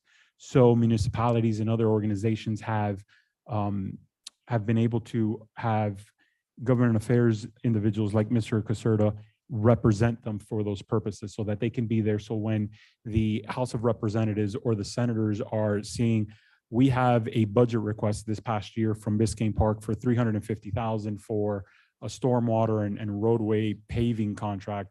What does that really entail? Well, David's there to be able to say, this is what's going on in the village. Here you have the pictures that were submitted. This is why it's such an important factor for the community. And this is what we're doing to try to address it. We need your help. If not, they're asking the question, they're looking at the application, but sometimes It's not the details that they're asking for. So having that presence there is important. Another aspect that's important that Mr. Caserta provides is he works on our behalf with the Florida League of Cities. Bills are going to be submitted into the Senate and to the House of Representatives that can change the laws. A lot of times these laws have some type of impact on municipalities. Many times they're unfunded. In other words, municipality, you now need to go do this. Yet there's no budget that they're giving us to go do it. We just got to figure out a way to do it. Or they're going to preempt municipalities or counties from doing something. Something that has been a constant battle year over year has been short-term vacation rentals. For many years, Tallahassee has tried to preempt counties or municipalities from doing any type of regulation within the municipalities. And many up there have felt, well, this is a state issue and the state will regulate it. But the state aren't here when people rent out and they're renting out for parties. And if there's an issue at 11 o'clock at night, it's not the state officials that are going to be here to help correct it. It's our local police, it's our local employees, it's a local issue. And so he works with the Florida League of Cities to really try to provide that local aspect and to keep that at the local level. Throughout the year and throughout the session, he will provide you all a report that you'll get, just like he did last year. And I think last year's report was 40 some odd pages long of different bills. And then you'll see a recommendation from the League of Cities that says we support it, we're neutral, we're against it. And depending on what kind of traction they get, he would recommend saying, hey, this might be something that you all want to take a formal position on. And then I could speak at the committee meetings or to the House or with the representatives to say Biscayne Park is for or against this item. Now, we don't do that with every item because sometimes legislators will introduce a bill, but there's no real traction for it. It's not going to get out of committee. It's not going to even be calendared in the committee. So it's like, yeah, they introduced it. Sometimes they just do it for political reasons. And so he helps filter all that out so that we can really get a better understanding of what could potentially impact us or not. Those bills can also be filed tomorrow. And again, we're not close to Tallahassee. I would probably argue that the capital should be in the largest area, which is Miami-Dade, that provides the most funding for the state. But, that's a different story. But if we were in Tallahassee, I would say, oh, we could probably do it ourselves, but we can't. It's an 8-hour trip. Flights are very rare. I think there's only 1 or 2 flights per day, and it's on one airline. I think it's American Eagle. So it's not like it's an easy commute for us to be able to represent ourselves in Tallahassee. So David, over the past 2 years, has been instrumental in us working together, working with legislation. This year, trying to identify what we would ask state appropriations, and in our conversations together, session is moved a little bit further back because of election year. So they just got sworn in, if I'm not mistaken. They're just going through their committees and onboarding as new legislators. So I think, David, when does session actually begin? I know they just got a special session, but First normal. week of March, but So what March. happens is next week, there's going to be a special session on insurance. Insurance, Quite tolls, interesting, and something yeah. else. And Yeah, then come January, we'll have 3 committee meetings, 3 in February, and then March and April will be the 60-day session. would be the actual. So the question is going to be, what do we want to ask for an estate appropriation? In other words, for them to be able to, for us to fight for state money to help with projects or anything within the village. There are really 2 particular things that I can come up with. One, we've already gotten a grant, a vulnerability study that we need to work through before we can start really tackling for dollars for construction of various type of infrastructure systems and more sophisticated systems. That we're still negotiating. We're trying to work through the process. The state has over 300 applications for that grant. So they're drowning is what their representative basically told us. And so they're trying to push through as much as they can, but I am staying on top. The 2 projects that I would recommend to the commission would be, 1, phase two of the storm drain and roadway project. We still have a long list of sections that need to be addressed, requesting funds to be able to move even just into the design phase of a different, I guess it would be phase two, because 1B would be paid through federal dollars. So phase two would be something state really loves, projects tied to environment and water type of projects. So that's key. The other is there is an opportunity to get some homes in Biscayne Park tied to the sewer. Northeast 121st Street has a sewer line running down the north side of the roadway that is for North Miami. I've spoken to North Miami. We would be able to tap into that line. Some preliminary estimates that they've provided, as well as some that Albert Dominguez looked at before he left. They're estimating that to do a lateral from the property line to the sewer main will be at least $10,000. There's about 65 homes between Griffin Boulevard and 12th Avenue. So we're talking a single project of $650,000 right off the bat. So that's something for us to consider. It's not pertinent to this resolution. And we still have, I would probably say we should have a discussion for the January item so that we can have direction of where we're going to apply. And I'll be glad to provide you more information on those for later discussion. But I wanted to mention all this to give you all a perspective of why we're asking to move this contract forward again, for David to represent us. And I didn't even know 20 some odd years. That's a long time. Thank you. It's been a pleasure, and it's been what I mean. It seems a lot of the folks in here I've seen for so many years, and we've worked together. And former commissioners as well have been incredibly wonderful to me as well. And it's just that's how things work. The next group takes over, and they try to expand upon what the previous commission did. And just I always say, just do things for the good.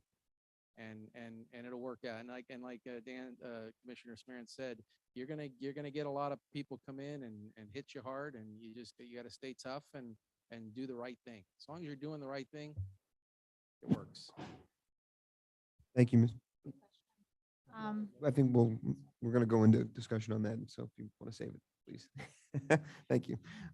Thank you, Mr. Caserta. So what I'm going to do at this time is request a motion and second to approve. I'd like to make a motion to approve resolution 2022-55 for professional services agreement between the Village of Biscayne Park and Dave Caserta. I'll second that. Motion by Commissioner Kennedy, second by Commissioner Amsler. All in favor? Oh. Sorry, discussion first. Commissioner Amsler, your point. Yes, so thank you so much for your presentation, and I'm glad we get the chance to meet, and we'll have a one-on-one Thank you. hopefully soon. So what's the deadline for us to come with those priorities, Mario, that you were saying before? So I think that the village will be okay if we have that discussion and then get direction from the commission at the January meeting, because our meetings are the first Tuesday of the month. I know January would potentially be the second week. So I think we've got enough. I think the 13th is our commission meeting. So we should be in January. I know they haven't even come out with the application yet. They So haven't, but into the mic, please. I'm sorry, they haven't, but you want to try to move as quickly as you can on it, because once they do, sometimes they close out that process fairly quickly. I'm hoping that they don't close out the appropriations projects until February, but I mean, I think we should be okay by January 13th. If not, then I'm sure find a way to get which projects Right. you all will have, I'm sure legally. And the figure it out. session starts in March, you said? Sorry? Yes. Okay. First week. Just in terms of the contract, the value and the scope and the fees associated remain the same, right? Year over year, there hasn't been any changes prior to There contract. really hasn't been any changes in a while. That's what I thought. Just Yes. wanted to, okay, thank you. Any other discussion items at this time? Okay, seeing none, I think we have to wait for Commissioner Gonzalez.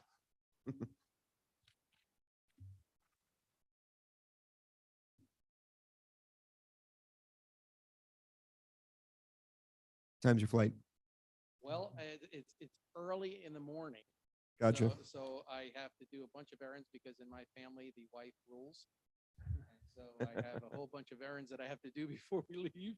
And so I appreciate what you did by allowing me to get on the agenda. So. Just a quick question. So when would you recommend it's a good time to go and go to Tallahassee and get the experience you were talking about? Sure. So what'll happen is either in January or February or March, they have days, but I don't recommend it because everybody goes up and you don't really going to get the time to meet folks. So it's better to come off those days.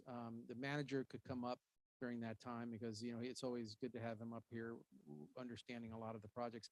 But I will call upon the manager and say, hey, listen, can a couple of the folks come up in January or February? He can sort of give me a time because we're flexible with that. I'll just pick a committee week and then I'll just try to make meetings and set those up for that time. And we'll hit a lot of the offices and either get the chiefs of staff or we will get the legislator themselves and be able to talk about the 2 or 3 projects that we're pushing. And then they'll get to know you as well. Thank you, Mr. Caserta. So Commissioner Gonzalez, we called for any further discussion. Do you have anything else? No. Great. Okay. So at this time, we already have our motion in our second. So all in favor? Aye. Aye. Aye. Aye. And all opposed? Okay. Thank you so Yes. much. I look forward to working with everyone. I Thank you, appreciate it. Mr. Thank you for Caserta. giving me the opportunity. Of course. Yes, sir. Thank Bye, you. buddy. Take care. Or we got to go back to.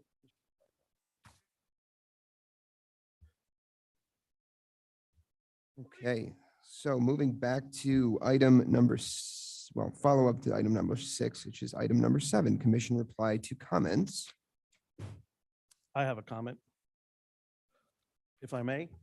I just wanted to thank our Miami Shores the residents of Miami Shores that came tonight to speak about what's going on over there. I just wanted you guys to know that I'm very well aware of what's going on. I've watched a bunch of meetings. I've been reading a lot about what's going on, so I'm well aware of it. Having said all that, obviously, we're in no position to dictate what your council can or should not do.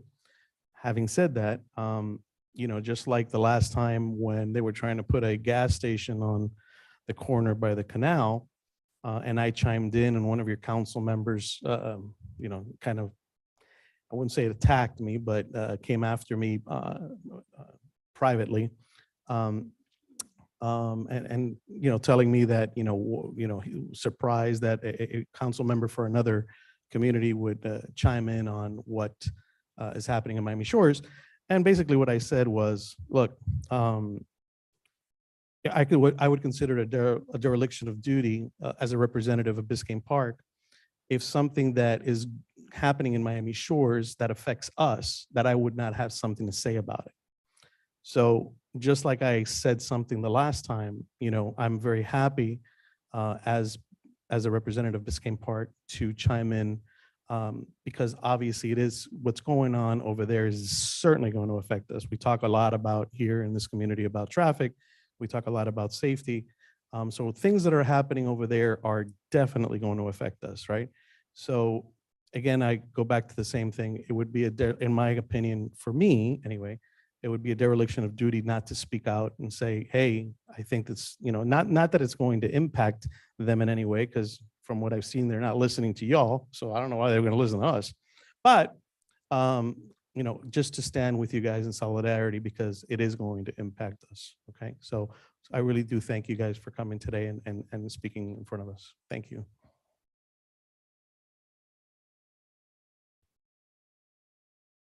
Thank you, Commissioner. Any other replies at this time to public comment? No, I don't have anything I want to say to the folks directly, but I always appreciate people coming. But we're going to address 2 of these topics, the land development code and the Miami Shores density later. So I'll save my comments for them. I hope you guys can stay. Hey, thanks to everyone that brought up public comments to the board. We appreciate your time and your dedication and waiting around to voice your opinion. So we will move on to agenda item number 8, reports. So at this time, we will ask for reports from the village boards. Hi. Okay, can you hear me? Marissa Gruen, Northeast 111th Street. I want to ask, do I have a time limit? Like 3 minutes or roughly? I'll go fast. I time myself. Okay, I'm giving a update on behalf of the Parks and Parkway Board. So just an update. As of last month, our board is a full board now with 5 members: Michael Rawson, Juan DiPolo, Hannah Badwin, Marty Zayak, and myself. We each bring to the board both a passion and or a talent to improving the public greenery space for our village. We also have confirmed positions as of last month. So Hannah is our secretary, Juan as our vice chair, and myself as chair. I will say that the collective enthusiasm, creativity, and knowledge of our board will be driving forces to execute on the current work and as well as new projects. And we, of course, invite you all to join one of our meetings, our next one being next Thursday at 6:30. So top of mind updates, I have a total of 6. The last 3 will be brief. So listed in priority. Communication outreach for education. This would benefit both the residents and the village staff through various mediums, including emails, flyers, hopefully a couple of events, depending on budget, and monthly newsletter as well, which our board secretary, Hannah, has offered to design because that's her line of work as a graphic designer. So there's already a great section on the village website to just post this and aggregate this information. The overarching theme is to, of course, educate residents on the more routine guidance like tree pruning or the use of pesticides, to the more seasonal guidance like reducing light pollution during the bird migration. This is just what I learned like 3 months ago. So it's not just to educate the residents, but also the village staff who may have not been trained on how to maintain the existing landscape planted in the past few years, or what to be aware of for our new projects going forward. So just going back to my overall point that education and training is such a vital component to how our board's effort can withstand in preserving and growing our urban forest. Secondly, installation of the remaining metal signage, village signs. So I think we ought to utilize in other entry points or common areas to the village to boost aesthetics. It'll also provide our board a chance to incorporate the native landscaping and install foliage for the wildlife as well too. One example is like potentially right here at the entrance, as I think this is like a one way to get to the log cabin and to the village hall. Oh, there we go. So that's just like a great example that we can include. So I've shared suggestions with our board, and so really our board would just be curious who to talk to and getting that, carry out these goals. I don't know if I have to like pause for, and okay, I'll just say all my topics. Butterfly gardens and circles installation / maintenance. So there's already a butterfly garden right here on the street, and apparently an original butterfly garden by the railroads. Some folks like Dan Keys may correct me. Anyways, we definitely want to continue maintaining these, like the edging and just irrigation. I actually looked at all the board's minutes since of 2019, and this is some topics that they continue to request. And so I just want to bring that up to your awareness as our new board. And butterfly circles. So butterfly circles are a little bit different than butterfly gardens. Miami Shores actually does a wonderful job doing this. And it's essentially just like 10 feet radius of a circle, primarily composed of ground cover. So it's really no hassle. A lot of them are native plants, so they will do very well. Limited resources to maintain them. So that is just another idea that our board would like to suggest, especially because it would no doubt be a beauty and a benefit to the open and common areas and for all ages to kind of learn and enjoy. And 3 more topics. Okay. FY23 2023 board budget, where can we find that and track that? I was trying to look through our what our board can use. I believe there's like a landscaping maintenance and anyways, just point to whoever we can speak to and learn. You, okay, great. I'll set up a meeting.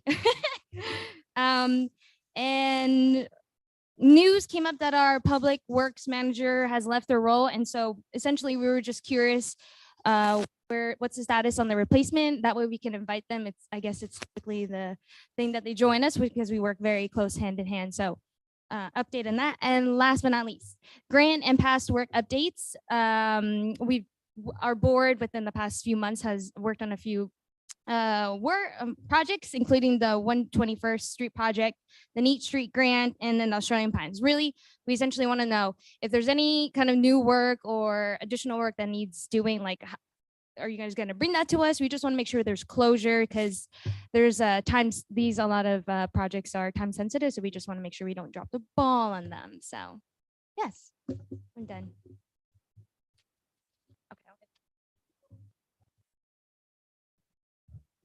Thank you very much. Resilience.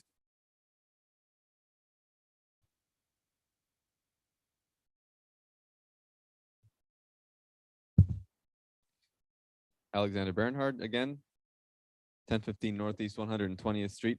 I neglected to congratulate the new commissioners. Welcome, and the new mayor.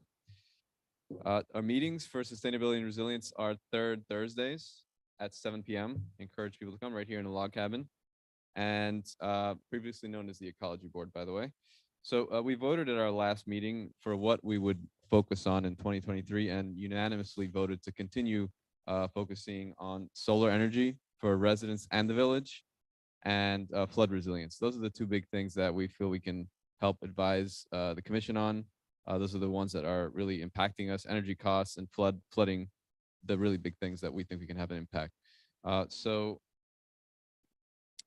Actually, speaking of that, we were talking about pursuing state funding. I don't know if maybe that's something we could speak to Mr. Caserta about, possibly pursuing some funds to install solar in the village hall, since that could be something used like in an emergency situation with battery backup. Perhaps there are some state funds that that might be available for that. So just to give an update to the commissioners, to the newer commissioners, because I don't know if you're aware. So in the budget for last year, we made a couple of requests as a board, one of which was some money to be used for preparing the village buildings for the eventual installation of solar panels. So we had, I believe it was $10,000 that was approved in the budget for that. Really happy about that. We also requested an increase in the amount of money for grant writing, which would also be something that could be used to pursue things like solar and flood resilience projects. Regarding what's facing the commission currently, we discussed a future landscaping ordinance, which would pretty much mirror what Miami-Dade already has, and probably Parks and Parkways has some input on that as well. And we also, regarding the swales, that's a big one that you all are going to be taking up. And we have previously voted unanimously in the past to prevent any kind of development on the swales. Don't know if we'll get that, but I really hope we do, because we had the opportunity to limit that in driveways and we didn't do that. But the swales are owned by the village. They're not owned by residents. And that's a community asset that we have for flood resilience. We really shouldn't be putting non-permeable surface there. So if anything, if we can prevent development, great. If not, just to prevent anything that's non-permeable. So basically just allowing some gravel if anything's placed there. Again, the preference is not to allow any kind of development whatsoever. The other thing we talked about was the possibility of the village pursuing bioswale or other natural flood prevention methodologies. I know we have the phase 2 that the village manager was talking about in terms of the drainage. And so maybe we look at other options instead of, there's maybe certain areas where we can use the green areas of the park as flood mitigation instead of installing a drain, which might not be the best solution in the long term. So that's something that we should maybe look at, because those are very significant amounts of funds that we're talking about, like, you know, $800,000 to install a drain somewhere that affects a small number of homes. The second was regarding permitting fees, which is also going to be coming in front of you at some point in the near future. The last time this was discussed, solar energy was actually the highest permitting fee, which was kind of crazy. It was a company that we don't work with anymore, but it's just something to keep in mind that we have voted many times as the Sustainability and Resilience Board to encourage sustainable building and solar energy. So we have in the past waived permitting fees for solar energy installations through resolution that lasted for a year. We didn't renew that resolution, but we definitely encourage that to be brought up again in order to encourage solar. The manager mentioned about the $85,000 resilience grant. That's a big deal. That's going to be the first step to be able to unlock a lot of funds from the state. So overall, I just want to thank you for the time and for your commitment to mitigating these effects of climate change right here in the village. Thank you.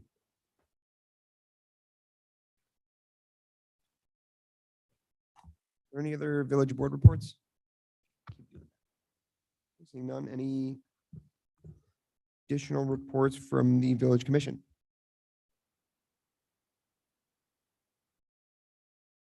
Commissioner Kennedy. Don't you normally go first? Oh, okay. Okay, so a couple of things. Are you giving a report tonight at all? 'Cause I don't want to steal your thunder. Okay, well, I saw you on Nextdoor working on something regarding the manatees, and I just wanted to give you I can't really say much on Nextdoor, but I wanted to give you a very enthusiastic thumbs up for trying to do something about what's going on with the manatees in the canal that borders the village. So I hope I know you're digging around trying to get some help there, and I hope you're successful at that. And I would love to understand more about the policing aspect that I've heard you discussing with some people on there. I don't know anything about how that works. I really didn't know that we could police that canal with our police force. Okay, so a couple of things. I put two things on backup to this section of the commission meeting. One is land development code at a glance. So I just want to talk about that really quickly. It's not on the agenda for us to discuss tonight, but I put it on there for the benefit of the commission and also for residents. So I want to make sure everyone is aware that it's there. So this is not anything additional or new or my opinion on anything that's in the land development ordinance that we'll be considering either later this month or next month. But I just thought we would all benefit, including me, as an exercise, just putting it together in going through that enormous ordinance that has a million strike-throughs and changes. And my goodness, it's a lot to read and take in. And I broke it down into some sections about what's been changed, what's been added, what's been deleted. And I really want residents to engage in that topic. And several of you did tonight. Alex and Dan both did. And I appreciate you commenting on it. We're considering some things that could be significant changes on how people develop their homes. And while I support most of the things that are in there, I don't want it to be pushed through without residents having a chance to engage. So every step along the way, since I brought this to the commission a year and a half ago, I have been really encouraging people to engage. Doesn't matter if you agree with me or we disagree on something. I don't want this to go through. I don't want it slid through, and I don't want anyone after this thing is over and signed, sealed, and delivered to say, oh my God, look what they did. So we need to make sure we are taking it very seriously, and I hope that chart helps. So I put it on there. So residents and commission, and I know Mario sent or Shantae sent it to you guys. So I hope it helps you, and I hope it helps guide us in our next conversation. But it's really there as much for the residents as anyone else. And if you have anything you want to discuss on that chart, please contact me. I'm very, very happy to discuss it with you. At that point too, Max, sorry, Yeah. I don't mean to Mhm. interrupt, but we have encouraging the residents to go to the boards, the independent boards that deal with these issues too is Yep. great. There's such a fantastic resource. Absolutely, absolutely. Okay, last month I asked the commission for permission, with quote marks around it, to attend a meeting that I was invited to, the Coastal Mayors Workshop. There's a new group of mayors of the coastal communities along Biscayne Bay and those that feed Biscayne Bay as well. We'd be one of those. A new organization about the problems with the water in the bay, what's causing it, and they'll be talking about some possible solutions and what can be done. It was a very interesting meeting. I was one of the very few non-mayor attendees there. There were some other people from the county. There were mayors of most of the cities that border the northern part of the bay. It was very interesting. I learned a lot. I didn't engage a lot except to ask some questions so I could learn some more. but I put a recap together and I attached it to the agenda tonight for you guys.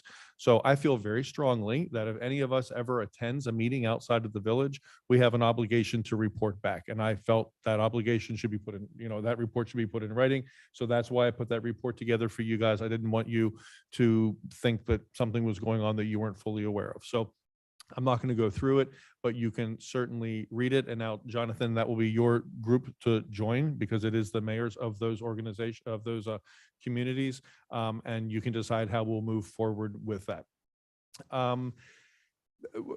Earlier this week, Shantae sent an email out to the commission. I asked her for a list of all the board openings and she sent that out to all the commissioners. I appreciate that, Shantae. But I hope you all had a chance to look at that. The boards in this village, as you just heard from some of these reports, do fabulous work for us. And they do it for free. So we get free help.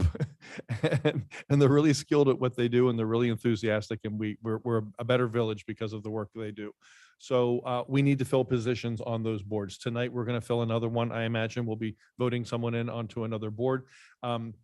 I have worked very hard as a commissioner to recruit people to join these boards and to find the right people and to get them on boards and help keep them active. And I would hope that you guys would jump in and help me with that as well, because we do have some openings and the more people, the better. And the alternate positions on those boards are critically important because they're the people who move up when someone moves on.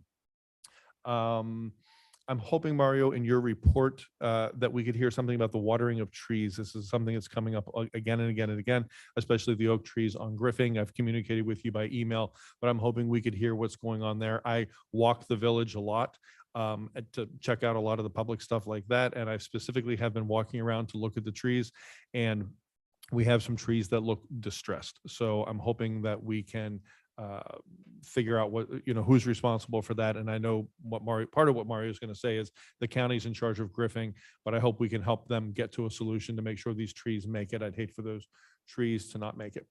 And then the last thing I want to report to you guys, it's not even a report. I just want to say something. We're a very tiny village and we have a very small staff and they're really hardworking people. And we have some volunteers, one here in the audience with us tonight, that give a lot of their time and attention to the village as well. And Mario and his team all wear a lot of hats, and if you go in Village Hall, I try to not go in there very often because they're really busy and I don't want to be a distraction to them. But we all need to help as much as we can. And there has been a feeling in the past that when one of us wants to help, Mario has kind of had to dance around some things because, he has to play, political game between all the different commissioners. When this village has things that need to get done and some of us can help, we need to be enthusiastic about that, jump in and try to help where we can, where our talents could help Mario get things done, and be supportive of each other in doing that. There are some things that I would like to help out with, and it's Mario's decision if he accepts that help. I'll give one good example. Our website. We spent a lot of money on a new website and it needs some help. It needs some love. There are things on there that need to be rewritten, things that are outdated. There are some technical issues that I don't think any of us could jump in there and help with. But I, as often as I can, given my personal skills at things like writing and whatever, I offer to help the village. And I hope that all of you do the same, because Mario has a very tiny staff and a lot going on, and we are really good at giving him projects to do. We need to be as good at helping him get them done. So I jump in sometimes and I'll say, Shantae, I'll write that proclamation, and Mario, I'll try to help do that. And I hope that we would all start doing that and allow Mario to accept that help more easily from the commissioners as well, because we're not the city of North Miami or Miami-Dade County where we have departments and all kinds of layers of support. You're kind of looking at the staff that runs the place. They're both sitting up here with us right now, so let's keep that in mind, please, and try to offer his help as much as we can. That's it. Thanks. Thanks, Commissioner Kennedy. Are there any other reports from the Village Commission at this time? Just add a quick one for me. Very quick, it's been what, 1 week since being sworn in. It feels like a month and a half. I love it so far. It's amazing. It's a fast lane, definitely. Wednesday, we were sworn in on Monday. So Wednesday, I got the chance to be at the Miami Shores Comprehensive Plan Workshop. I was very curious to see what the workshop looked like, looking into the participation from residents as well. I wanted to learn about the format. I wanted to hear about the mediator for the meeting that you guys hired. I love the setup. I heard you being very voicing very clear your demands, and I agree with my fellow commissioners there. We are here concerned as well to see how that would affect us. I got the chance to meet Mayor Harris, Vice Mayor Marenberg, and the village manager, Scott. So that was an excellent way for me to start my first week. Thursday, we had the first meeting at the Miami-Dade County Leagues, which I joined with Veronica as well as with Jonathan on the League of Cities. It was a toy drive. It was the first chance also to meet some other officials as well. So that was very interesting. And Friday, we had the coffee with the village manager, which unfortunately I didn't see as many residents I was hoping to see. That's a wonderful opportunity Mario put in place, I think, to connect, to bridge out, to hear from you guys, and also have the chance to have a feedback in a more informal setting. I thought that was a wonderful thing, and I hope as it continues and it creates a momentum, you guys are able to enjoy it and take advantage of that. They do have very precious time, and I very much appreciate for the time that he put in place. And hopefully, is it going to be every month, Mario? We don't know. Okay. So I thought it was wonderful. And today we had a code of ethics for some of us.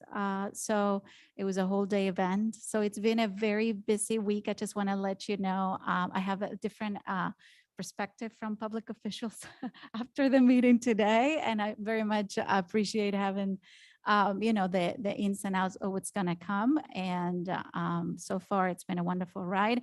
Marisa, we never met before. And thank you for your energy. And I'm very happy to hear, you have so much to say, and hopefully in the next meeting, I'll be there to hear you out.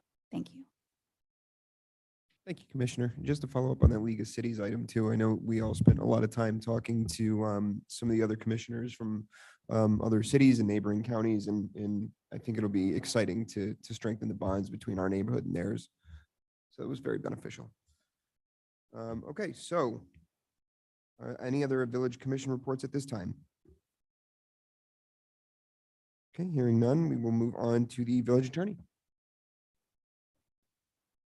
I'm happy to report that I do not have a report.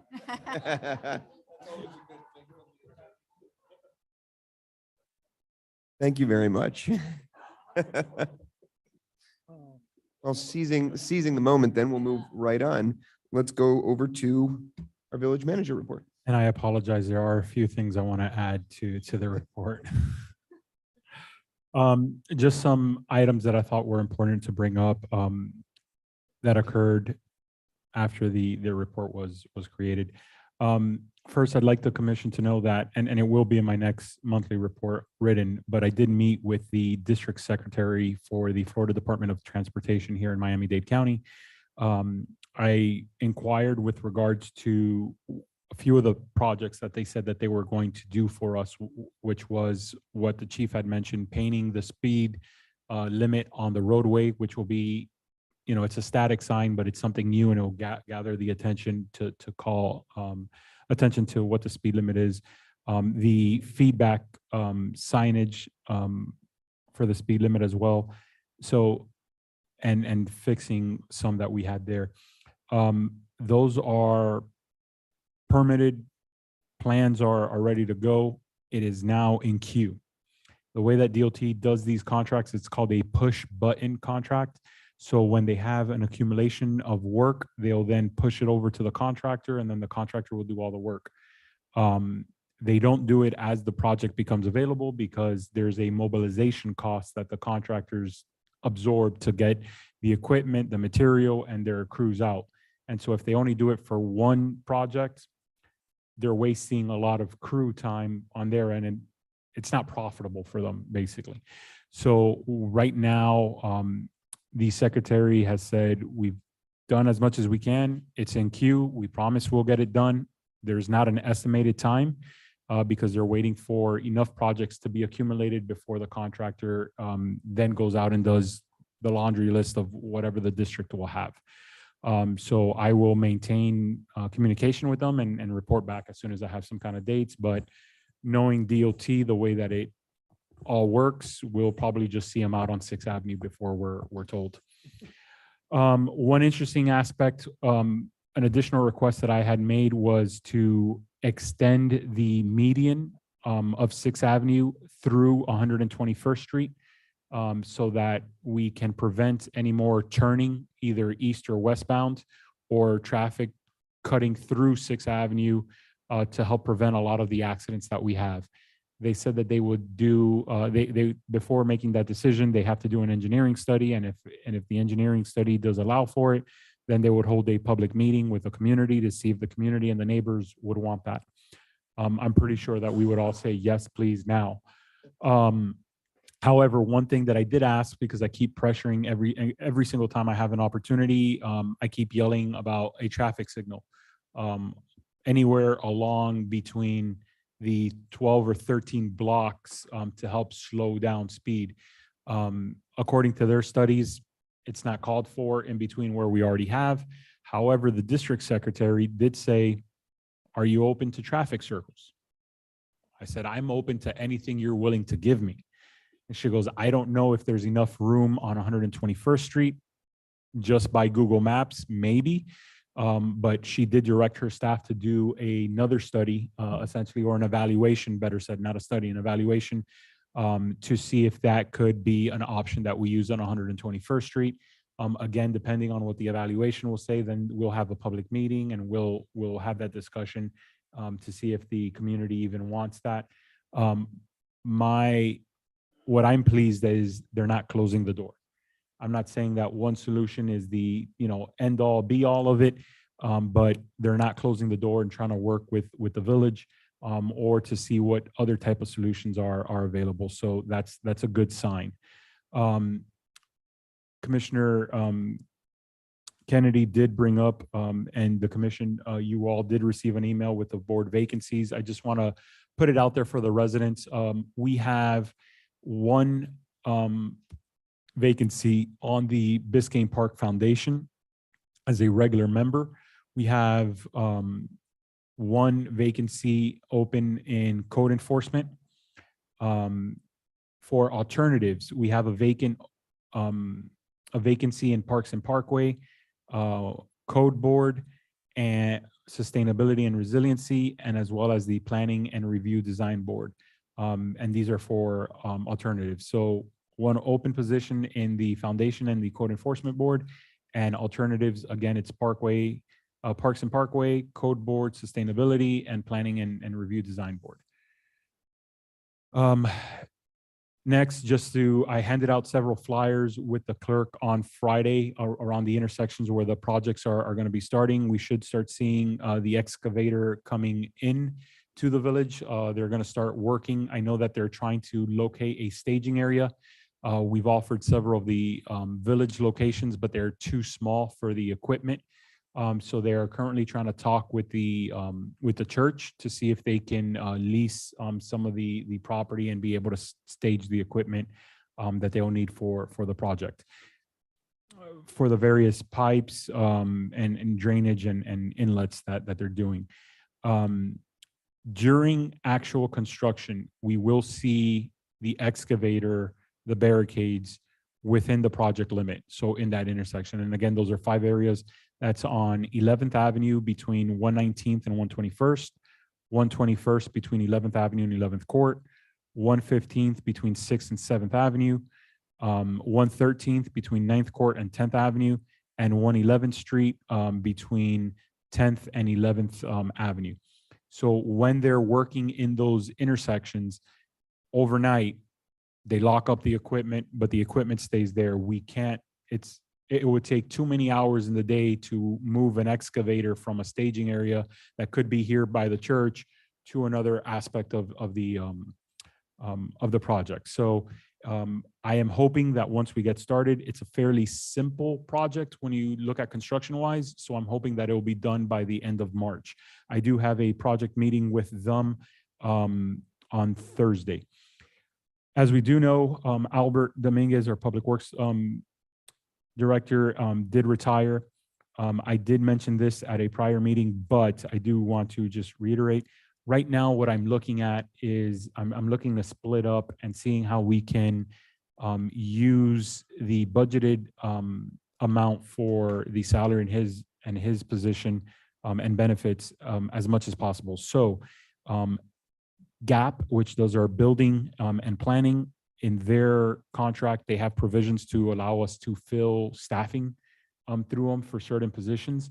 A project manager or engineer is available through their contract. So we have a project manager, even an architect if we needed, coming in and taking over to make sure that that project is done properly. And when they submit their invoices, that they have everything that is needed to check to make sure that it's paid properly. So that takes care of my concern of having the civil engineer here. So the rest, what I'm trying to do, I'm all for staff development. We have one staff who has approached me and asked for more responsibility and thinks that he can do an amazing job. I'd like to give him that opportunity, and I too believe he can do a good job.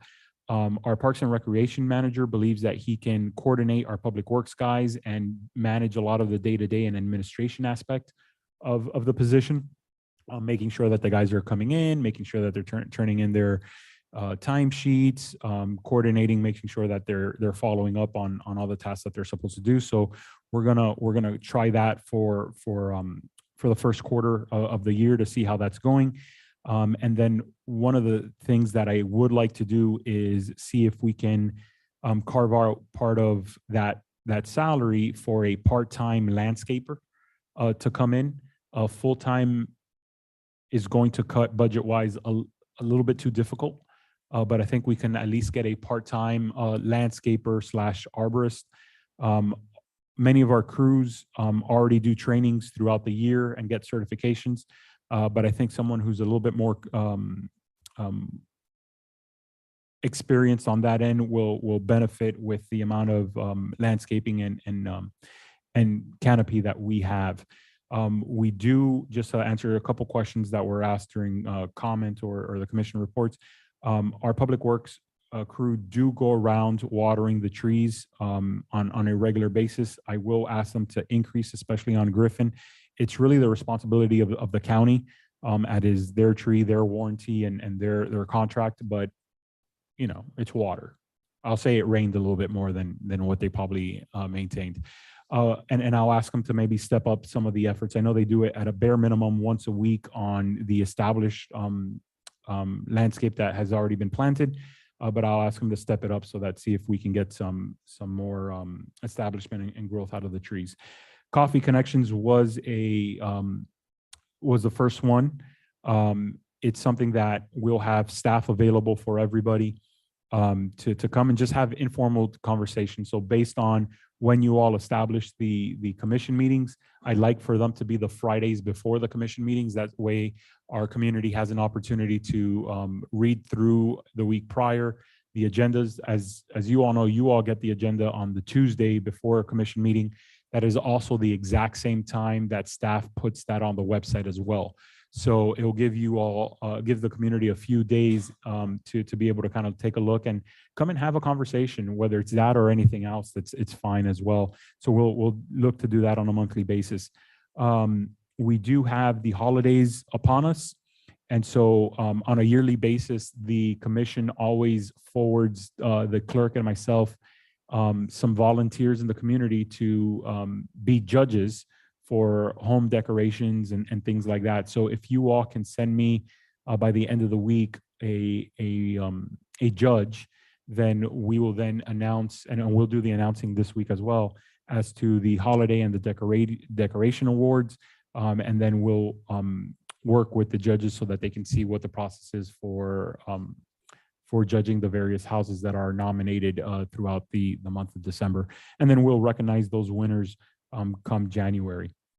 And the last thing to kind of just put on here and on your radar, during the event I attended with Commissioner Kennedy on the Biscayne Bay mayors get together and whatnot. One of the non-for-profit or non-governmental organizations that was there is Miami Waterkeeper. And they are a not-for-profit that focuses on clean water, ecosystem protection, and sea level rise resiliency. They do a lot of work with the county, municipalities, and other organizations in this world. They look at the science and they do policy and advocacy, they do education and they do outreach. And they're a great resource because in other cities, what they end up doing is, hey, this is the education and the outreach we're going to do, but they also go ahead and do that outreach. It's not like, okay, now that you know what, you should be talking about, they just leave it on the cities to do themselves, which is where we run in. So I've asked to try to schedule a meeting with them just so that they can get a little bit more background on Biscayne Park. And then I am going to put them in connection with our resiliency board so that not only they can present with the resiliency board, but they can also work to see what kind of outreach, other type of policies, things that have been done. They're a great network. I know that everybody on the board knows who they are and understands what that organization. So I think there's going to be a lot of great synergy that comes from that, and they'll be able to kind of partner together. And then even the board will have some additional resources of, great, we want to do a workshop or community outreach to educate our residents. It's not only of, here's an idea, but now here's an organization that has the resources to put it together, put the event together, put the outreach materials together, and kind of do from just even from concept all the way to through implementation. So Alex, you'll be getting that contact pretty soon once that's established. With that, I'm available for any questions that the commission may have. Thank you, Mayor. Thank you. Are there any comments or questions from the commission at this time for our village manager? Jonathan, you can't win the Christmas award, sorry. Spent 3 weekends decorating, all right? Sorry, sorry. All right, if there are no comments or questions at this time, thank you, Mr. Manager. We will we'll move on to 8A. No, I'm sorry, that's, yeah, we just did mine. we just did that. Yeah. 9. Right, okay, and we did commission report as well. Okay, so we will move on to agenda item number 9. I'd like to make a motion to approve the consent agenda, Jonathan. Motion from Commissioner Kennedy, second from Commissioner Gonzalez. All in favor? Aye. Aye. Aye. All opposed? Okay. The consent agenda is approved.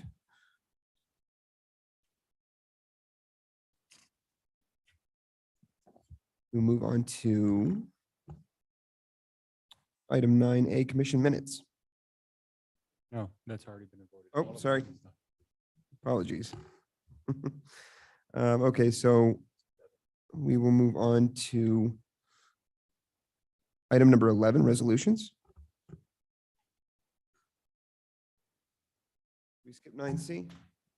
No, it's all part of consent. Got it.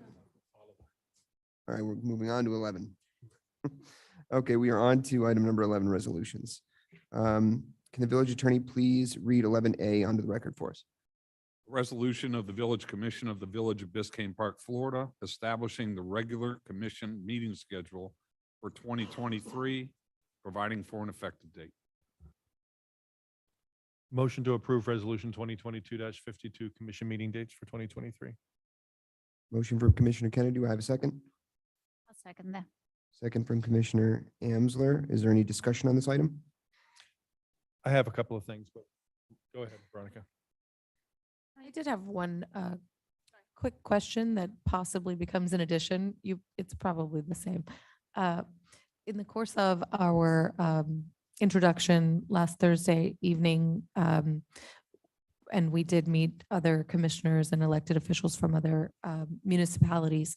And I thought it was very interesting that they have their one particular commissioner that spoke with us about they have a workshop before the commission meeting. And I don't know if it's incredibly appropriate to bring it up now, or are we able to add in workshop meetings, should we choose to do so if we're approving the 2023 calendar at this time? So I believe you can, and Mr. and Mrs. Attorney, I believe you can make any alterations to the resolution by way of a motion and asking to change the motion to add any dates, or if you want to change some of the dates that are listed and are proposed, or times. So I don't have a plan regarding this. We had a very surface conversation regarding streamlining or making more efficient our meetings. A couple of elements went into that, including us gathering as a workshop, on bigger ticket items, having a specific meeting for public comment, and then our regular commission meeting, kind of in that way, pretty much just moving forward to votes. But I don't mean to cut you off if you have more to Please say on do. on that item. But in the interest of not having to modify the schedule that we have here in front of us, not knowing whether or not one of those big ticket items may or may not be on an agenda coming up, maybe, and the village attorneys can correct me if I'm wrong, maybe the best way to do it would be for us to look forward to the next agenda, the next commission meeting agenda, and determine at that hearing, or I guess that meeting, whether or not we should schedule something before the next commission meeting, if that makes sense. I may have just walked all over that, but Exactly. And because I don't want to have to call a special meeting that then we have to. So I was looking to sort of insert some sort of, or get advice from the attorney regarding a commissioner's workshop on agenda items needing discussion before we come to a vote at our regular commission meeting. So if I Does can. that just make any add- sense Yeah, it makes. at all? It makes sense, but I guess the only question that I have is the idea for this is to try to streamline the process? Because, I mean, we already have this discussion whatever the topic is, right? We'll have the discussion on the dais, right? If it's something that merits a workshop, right? Then typically the manager will put a workshop together, right? And you have to notify the community and all that good stuff. So I mean, I understand what you're saying, but I just think that, first of all, who's going to determine what a big ticket item is? Or what's a big ticket item? For you, it might be one thing, for me, it might be another, right? Are we going to start extending our meetings longer because of doing a workshop prior to is that, you're saying that prior to a commission meeting to have some kind of a workshop, right? Did I get that right? So this came very informally during one of the conversations with another commission, actually from Aventura. We were wondering how they do things. And my main question was, how long does normally a commission meeting take, And the feedback was 15 minutes. So I was like, what? So the feedback was, because we have, prior to every commission meeting, a workshop in place where we discuss very informally everything through the agenda, that would take around 1 hour and a half. So in any way, it could take, the workshop itself, it takes some time. Then they arrive to the commission meeting already with, having discussed everything, if you wish. So it gives them 2 opportunities a month to meet, which is a complete different format than what we have right now. This is a good idea just to consider. I was going to suggest, because we have this in the agenda today as a commissions, as we always had, maybe we approve January as we have it, and we consider, this workshop opportunity as something to move forward. It is not only on the big ticket items. I think this was an idea to, this was an open conversation we were having with them, as looking for formats that would allow us to shrink our current commissions in terms of time and trying to be more efficient that way. But that would require, meeting twice in a Right. month. Can I- so- Can I reply to some of that? So when I hear you guys, it sounds like you're implying that we have like a separate meeting before the actual commission meeting. a couple of things. That has to be a public meeting too. We can't have private meetings. Okay, so it has to be, we would be having a public meeting and then having a public meeting, and our commission meeting has to start on time. So you'd be backed into a corner and about having a workshop on something, and then you'd be forced to end that meeting because you have to start the meeting when it's supposed to start. And I'm not certain why we want to do that before a commission meeting. It feels a little awkward to me. But I'm glad it came up because let me just throw some other things into the mix here. I wanted to bring up two things. One is we start our meetings at 7 o'clock, and I'd like us to discuss starting the meetings at 6 o'clock. So we could, I think it might be more beneficial for staff that has to stay from when Village Hall, they end their normal day until the 7 o'clock meeting. And hopefully we could get out of here earlier because we end up being here till 11 o'clock many times. So if we start the meeting early, which I understand we can do by resolution, it says in our charter that our meeting starts at 7, but that can be changed by a resolution. So we could, make ask the attorneys to write up a resolution and start the meetings at 6. The other thing is what some communities do, and I learned this from visiting, I went to a couple of Miami Shores meetings. They have 2 meetings a month. And they have a regular commission meeting for all the voting business, all the business of running the village, the ordinances, the resolutions, the proclamations, the reports, all of that stuff takes place at one meeting. Their second meeting, which I think they do they schedule it every month, maybe they don't have it if there's nothing to workshop, is a discussion meeting where no voting is taking place. So that second meeting, so you're not backed up to another meeting that comes right after it.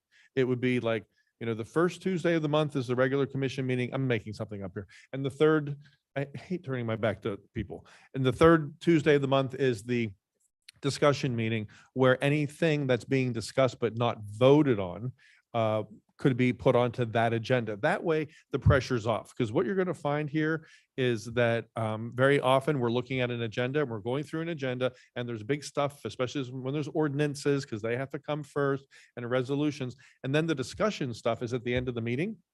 And you're like, okay, it's 10 o'clock and we're all kind of annoyed with each other and we're getting a little bit tired. And now we have to talk about swales. It's like, and now here, and then you're just getting started on a discussion item that's really important. Land development code, swales, the next thing that will become an ordinance. If you had that in a separate meeting, you're all fresh brained, all the business is out of the way. And now let's just sit here and talk. Again, it's always a public meeting. I'd like to see us consider doing it that way. Keep our schedule of meetings that we have, pull them back to a 6 o'clock start time, try to commit to making them end by 9 or 10, the latest, because some of the discussion items are put onto a separate meeting. We could always cancel a meeting if there's nothing to discuss that month, or if it's some small item and Mario says, hey, you guys can knock this off. This is going to be a quick discussion and you'll do this in 20 minutes. Then you can stick it on. He still has the flexibility of doing that. But we're kind of set up to do the heavy lifting at a separate meeting when we have fresh brains. We're focused on it completely separately, and we can cancel it if we don't need it. Yeah, and I think that's kind of a format that they were talking about. And again, I don't, we don't know specifically me. It was a conversation. Yeah. I don't know the specifics on how they work, but that was a whole. Something like that. Separating it so it makes a lighter conversation, and then people can decide, well, listen, I really don't need to be in there to listen all 4 hours on Right. my last item. That's right. But I can actually come. And residents can come because they know it's the topic they want to engage in. It's what they want to hear. Now, it's also my understanding, I spoke with Valerie this afternoon about this, telling her I was going to ask you guys to consider these two things, that the attorneys may not need to attend that meeting in person because there's no voting going on. And Valerie was going to discuss it with Ed, so maybe we should ask them if we were to have a separate meeting, let's just say it was a monthly thing that we scheduled, discussion meeting. Do you have to be there? Could you zoom in? Could you watch the tape afterwards to hear what kind of a consensus we came to? Do you feel more comfortable if you're there in case we need you? As you all know, this is my last meeting. No, I didn't know that. Oh, So you need to talk to the boss. well, then turn the microphone towards her. With all due respect, this is not what we signed up for. We signed up for a meeting a month. And And the mayor can tell you, you know, and you folks have seen our statements throughout the years. Mhm. Commissioner Samaria, Commissioner Hammelberg, and we commit to a lot of hours per Mhm. month or a flat fee. And it's really kind of unfair to her, you know, to make her spend even more time without additional compensation. Well, that's why I'm asking, that's why I called Naster, do you need to be there? And I'll let her answer, but I know what she's going to say. Generally, yes. I mean, and any commission, meeting, special meeting and workshop we've attended because it is appropriate for Right. the attorney to be present for those.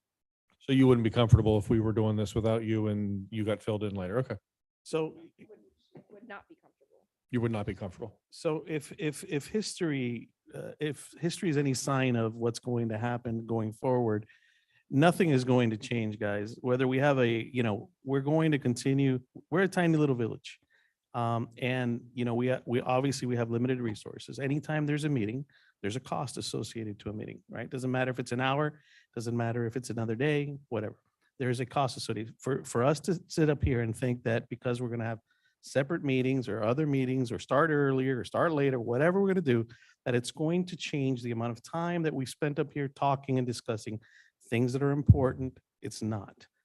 So I don't agree with adding any other days or changing the current format in any way.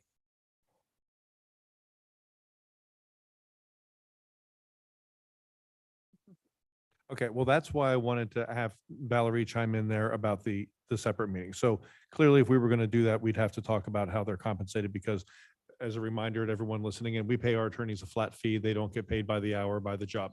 They're paid a flat fee. But I still like the idea of starting a meeting at 6 o'clock instead of 7, pulling it back and letting us get started earlier. Is there an opportunity just to look into, the details of how other municipalities do this? Like, do they have lawyers attending? Do they? I certainly don't. Oh, sorry. I certainly don't know that for sure. Police is not required. But if there is a, We can- does need to by law. We can definitely look into it, Vice Mayor. But yes, typically for any public meeting, especially when the commission board is getting together, then you're going to have the attorneys, you're going to have staff, and police do come.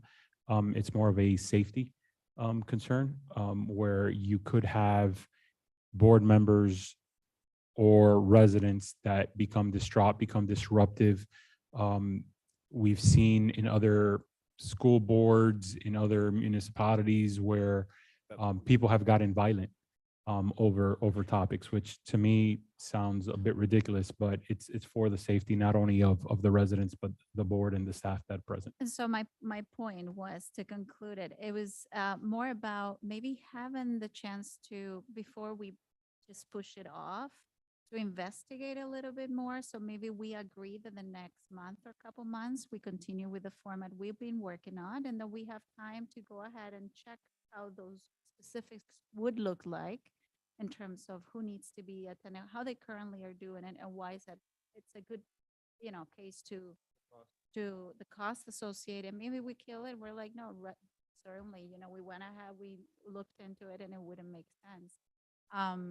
I would just suggest that we maybe consider it and study it a little bit more and say, We can definitely get that information to you. I'm sorry? We can definitely get that information to you. So guys, do you have any interest in starting earlier? That's an easy thing that we could do. I was just going to ask the question, is there a specific reason for anyone in attendance why we start at 7 o'clock? And is there any opposition to potentially trying it at 6 o'clock? I'm fine with starting at 6 p.m. Right, I understand that. Right. Okay, I understand that. We could agree to tonight and you could draft a resolution for us for the next meeting. That's easy. So if the intent is because we're going to start a little earlier, because we're going to finish earlier, we're fooling ourselves. It's not going to happen, guys. So we're adding another hour to the attorneys. We're adding another hour to staff. Okay. Again, you guys, I mean, it just doesn't make any sense to me. But Art, if we now start meetings at 7 and we end them at 11, because Mhm. we rarely went past 11, we'd push right up to 11 and we went over it sometimes. But it was always like, okay, we're running out of time, end the meeting. We could do that. We could commit to the same thing and say it's 6 to 10 instead of 7 to 11. We can just say the meetings end at 10. That's, well, do they really end at 11? Typically they did. We had to extend, or we asked and people didn't want to extend, but that's a different story. Yeah. But there was plenty of times where we wanted to extend the meetings and some people didn't want to do it. So, We typically got out of here by 11 at the latest. yeah, no, but We could commit to doing the same thing with 10. That's us. Just saying we're done at 10. there any way, Get staff out of here. Look, we all get to drive 2 blocks home. Some of these people drive a far distance to get home after a meeting. can I ask the village attorneys, is there any way to do this on a trial basis, or do we have to amend the code and it's permanently amended? It's by resolution. We don't have to amend the ordinance. You could change the time by resolution. So, and we can always subsequently amend that. Okay, so why don't we That's easy. Why don't we do a trial then? Why don't we just try it? If it doesn't work, it doesn't work, but at least we gave it a shot and we didn't just put it down and say, we're not going to try it.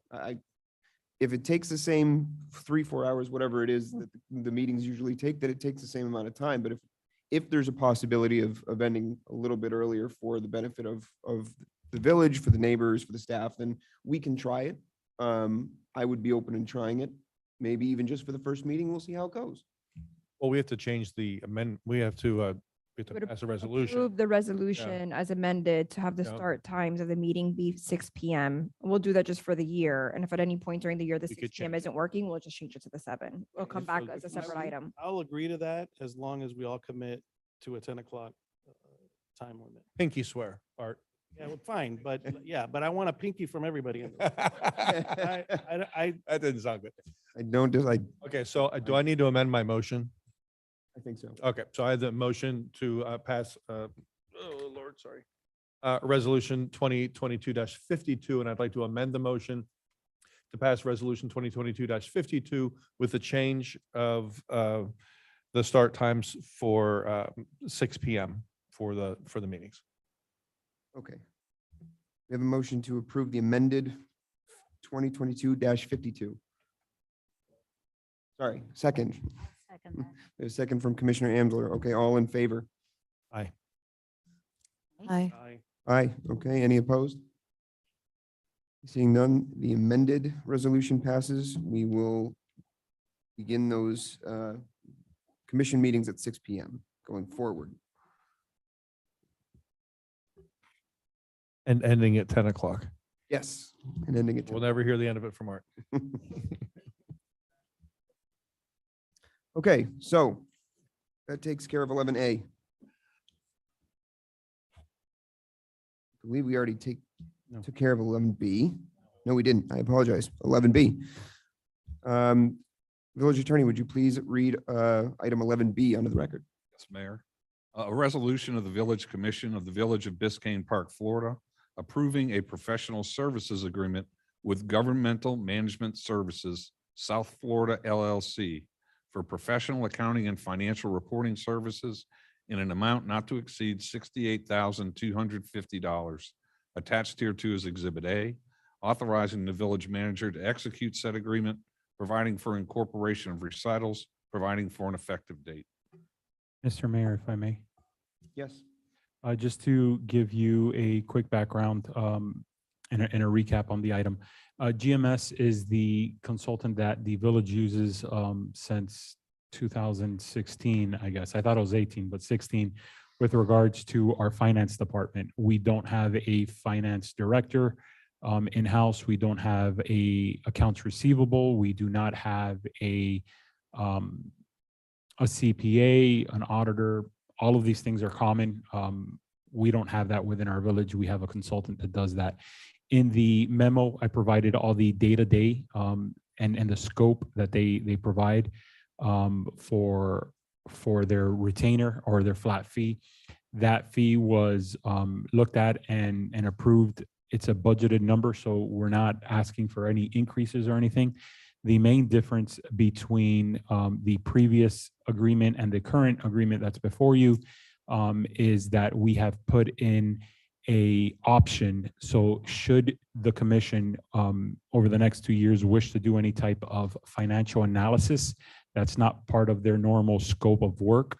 There is an hourly rate for that. And so that we can take that. And some of those things could be a financial assessment reports, policy creation for fund balances. At one point, there was a conversation, hey, maybe we should look at annexation to diversify revenue.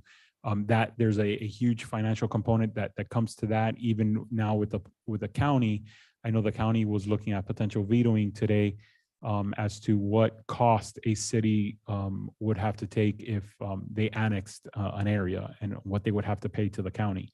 So that would have to be part of it.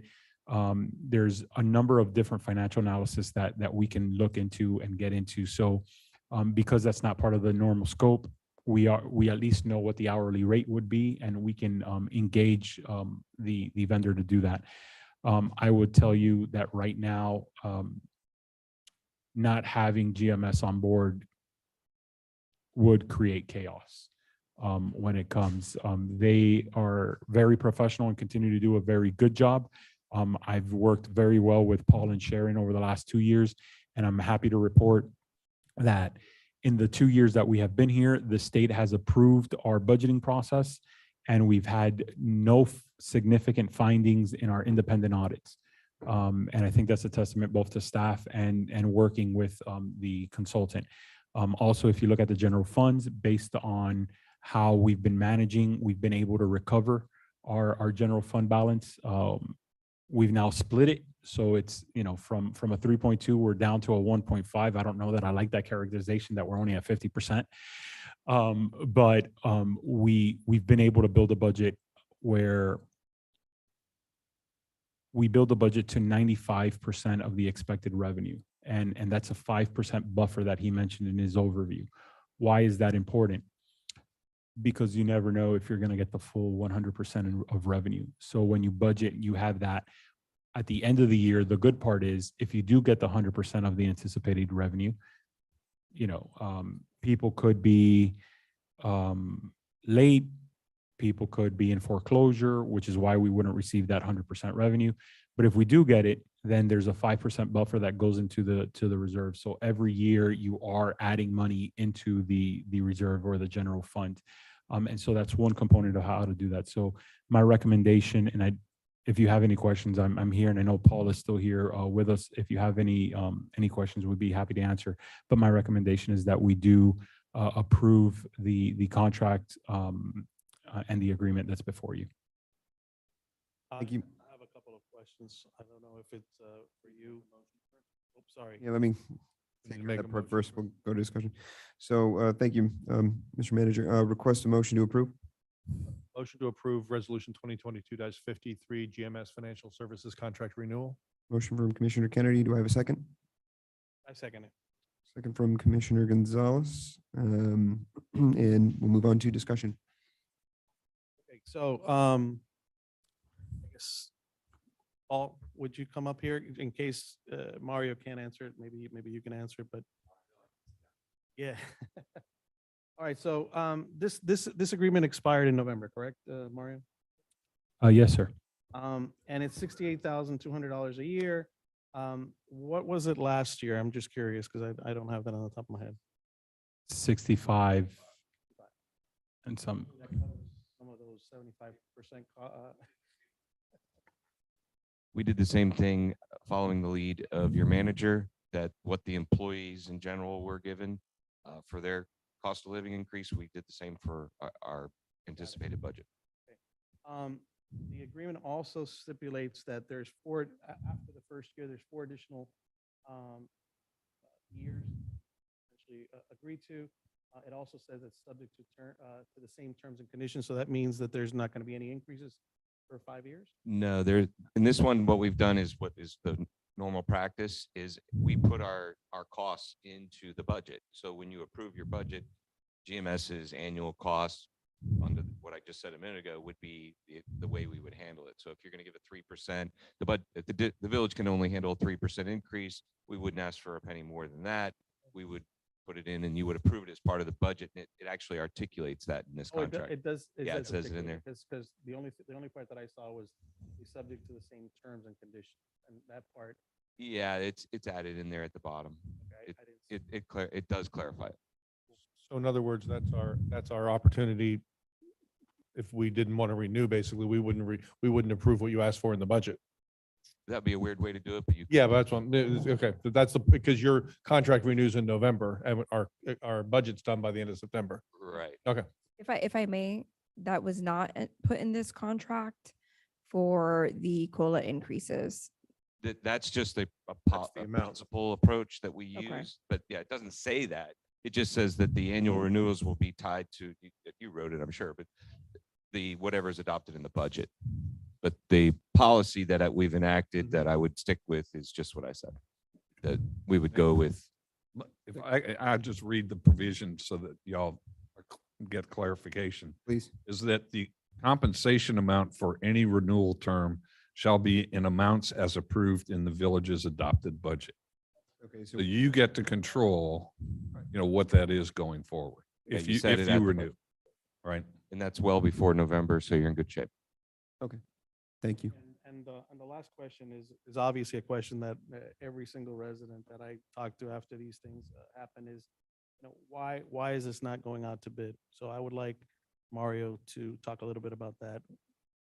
What was it? What was it? Why is this not going out to bid? Every time we do one of these things, a resident will inevitably ask that question. So I want an explanation as to why this is not going out to bid. Sure, Commissioner. First,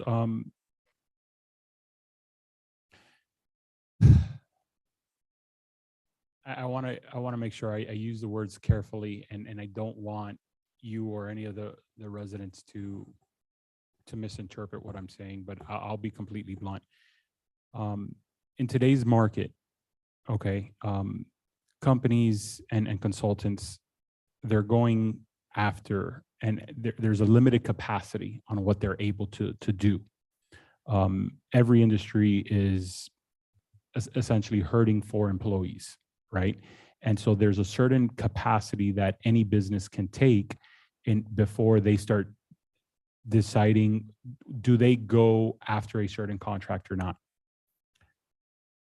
Biscayne Park is not a very attractive city to go after.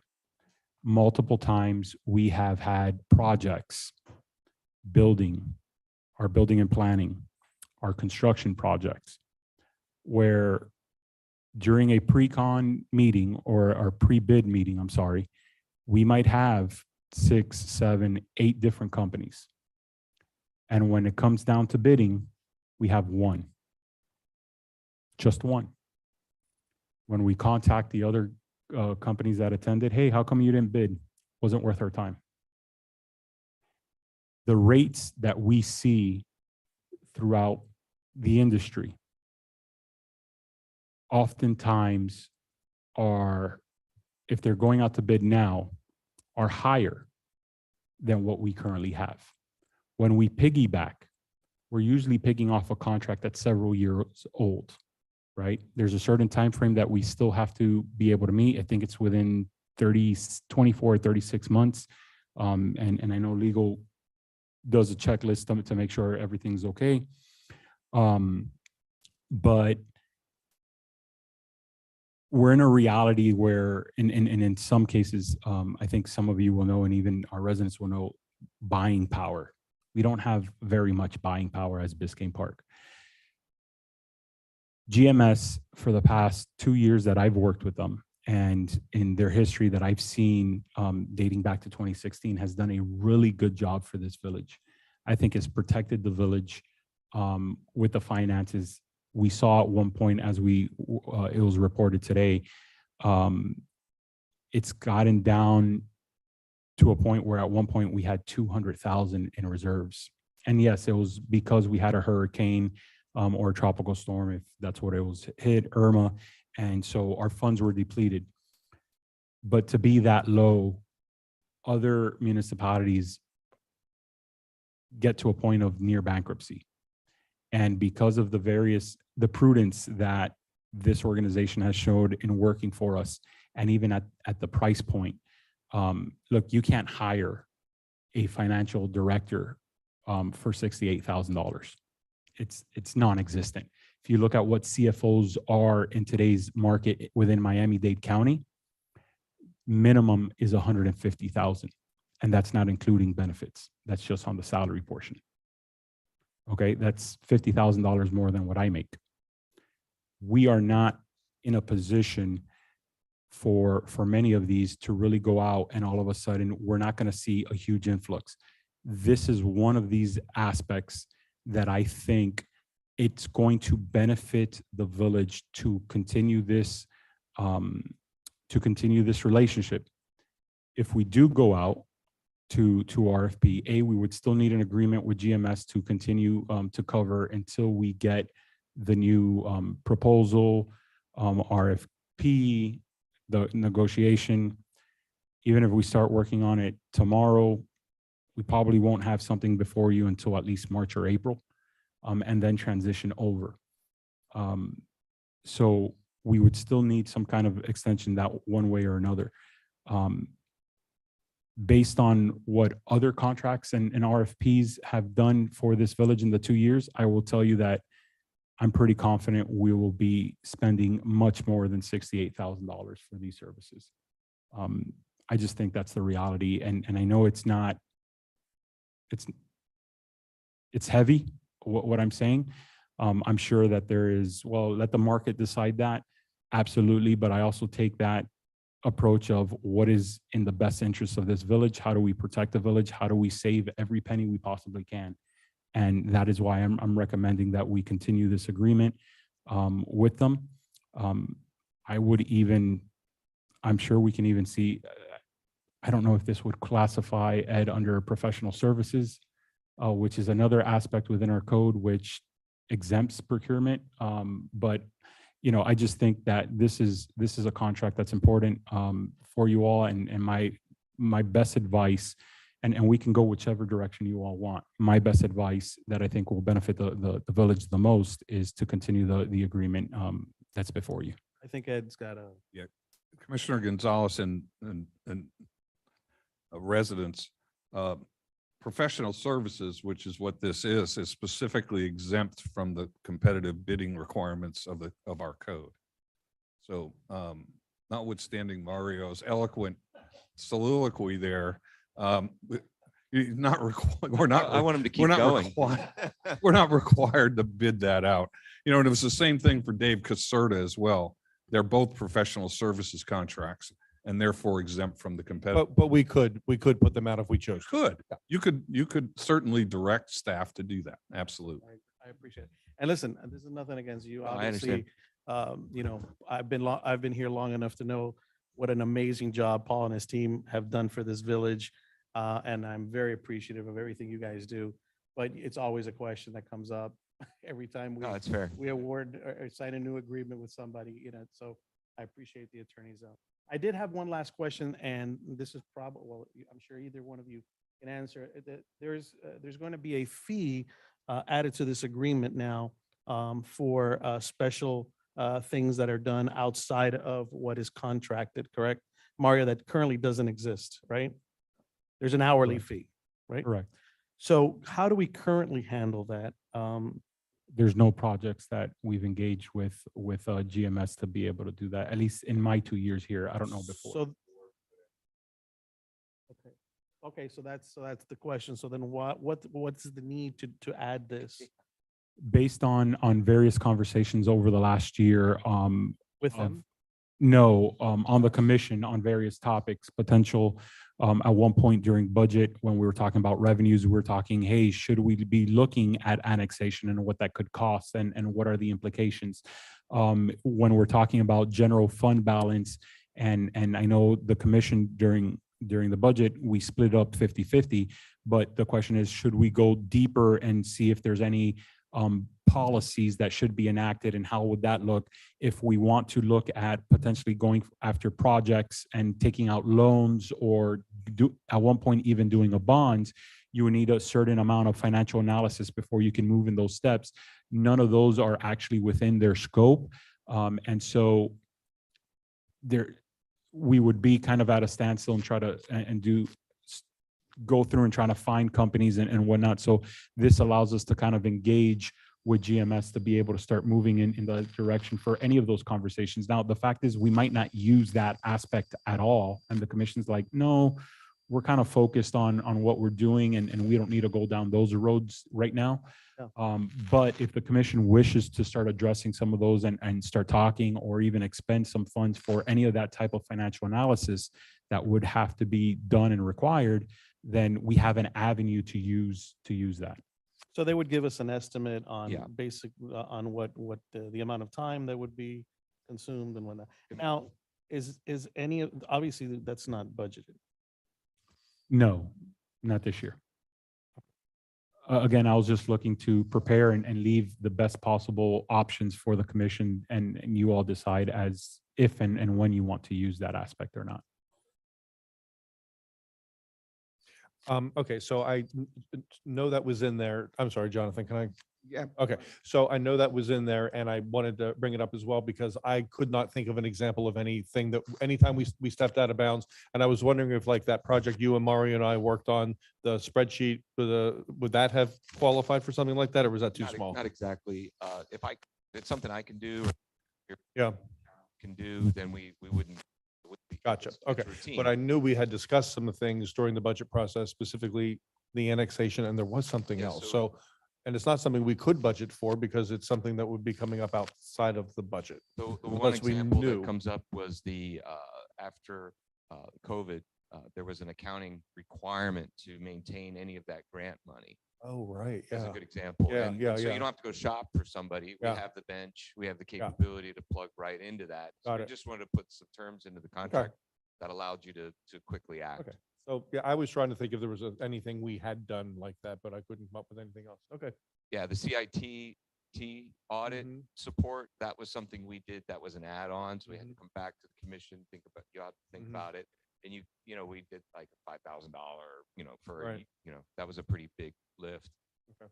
But that was an example, and it just wasn't in our contract. This is sort of housekeeping. Okay, so let me just give my opinion on this because I have been, we don't deal with him directly. A little bit sometimes, we get to ask questions and stuff. But from my perspective, I have been very pleased with the work that your company has done for us. So I'm very enthusiastic about renewing this contract, and I'm happy to have you around. Look, at the beginning, when I didn't, having trouble adding up columns of numbers, you sat down and explained the budget to me, and so I encourage the rest of you to do that. If he dumbed it down enough for me, he can dumb it down for anybody. So I'm all about this. Thank you. I think my question has already been answered, that this is more of an option, and it's only exercisable if we utilize it. And it sounds like nothing that we've used in the past. There's really no precedent for having used it so far. So There there is, may, I just gave you two. well, I'm sorry. Yes, I apologize. Yes, you did. But certainly not something that's overutilized. Absolutely not. So, okay, I appreciate I it. don't like to do it either, unless you need me. Thank you. Okay, so is there any further discussion on this item? Okay. All right, having already received the motion, the second, and having discussion concluded on this item, we'll go ahead and call this to a vote. All in favor? Aye. And all opposed? Okay. Resolution 2022-53 passes, and we will move on to item 11C. Village Attorney, would you mind reading Resolution 2022-54 into the record for us, please? Thank you, Mayor. A resolution of the Village Commission of the Village of Biscayne Park, Florida, approving the selection and appointment of a board member to the Code Compliance Board, providing for an effective date. Thank you. And do we have a motion and a second to approve this item? I'll make a motion to approve Resolution 2022-54, appointing Judy Hamelberg to the Code Compliance Board. Okay, motion from Commissioner Kennedy. Do I have a second? I'll second it. Second from Commissioner Gonzalez. Okay, is there any discussion on this item? Hearing none, I will move it to a vote. All in favor? Aye. Aye. Aye, and all opposed? Okay, Resolution 2022-54 passes. Thank you. We already moved on 11D, I believe. We moved that up, correct? Okay. so that brings us to my number is hidden behind the staple. Item 12, discussion of old business. And there is none. Hearing none, we will move on to item 13, new business. 13A, strategic plan initiative. Mayor, if I may. Please. So 2 years ago, when I started, there were very clear goals and objectives that the commission wanted to try to move forward. The first and foremost was that we were still in the middle of a CITT 10-year audit, which Paul actually helped along with some residents. When I came on board, I met with CITT, and I know it's a story that we've said quite a few times, but I was able to show them this is how we're going to move forward. This is what we're going to be doing. We said everything we were going to set out. They were going to claw back about $500,000 or more that they had given the village, which means we would have had to pay that from our reserves. But they have not. At the end of the day, they said that their clawback, which is money that they would take back from us, is less than 55, but they haven't invoiced us either, and I'm not going to call them on it. We're using the money. We've got that project going on. So I think we had clear goals. I think right now, the commission and the village is at a point of what's our path forward and where do we want to be over the next 2 years? Where do we want to be over the next 4 years? And where do we want to be 20 years from now? And so in looking this, I think the best way to have that conversation is to go through a strategic plan process. One that's going to not only have a discussion among you all as the elected leaders of this community, but also hear from staff and also hear from residents. And so I think it's a great opportunity to kind of go through this process. I think this is going to be a living document, something that I would say at a minimum should have an update every 2 years, and maybe go through a full process again every 4 to 5 years, just to make sure, because a lot of things change even within five years. And so for me, as a manager, my priorities and looking at when we do the budget and all is to keep services going, but then every dollar we can, my recommendation is throwing it into stormwater and road repair. Is that what the community wants? Does maybe the community say, no, I'd rather have a building at the park with a rooftop swimming pool? And you all as commission might be, that's a great idea. That's what we want. And so I think we need to go through that process. And I've outlined what I think is a good process for us to go through to be able to come down to what a final plan would look like. The outline that I have in mind, and I've reached out and doing a little bit of research, and I'll get to that. But overall, we would send out a community questionnaire or survey, ask residents how they feel about service, what needs to improve, what are the topics that are important to them, things like that. While that survey is going on, we would initially have a commission retreat with senior staff. Yes, it's a public meeting, so you know the community can still take a look at that. But it's a time for us to be able to have a conversation. We'll discuss what the rest of the process would look like, what kind of timeline, what are the deliverables. We'll go through our SWOT analysis. We'll go through a PESTEL, economic, political, all of these things. We'll talk about what a vision and a mission statement are currently for who we are, but also starting to look 20 years down the line. After that workshop, we'll have similar workshops with the community. I can think of at least 2. One is on the weekend and one during the week on a weeknight.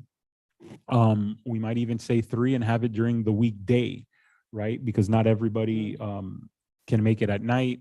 Not everybody works during the day, that kind. So we can have that, and it basically goes through the same type of meeting that you as a commission had to begin with.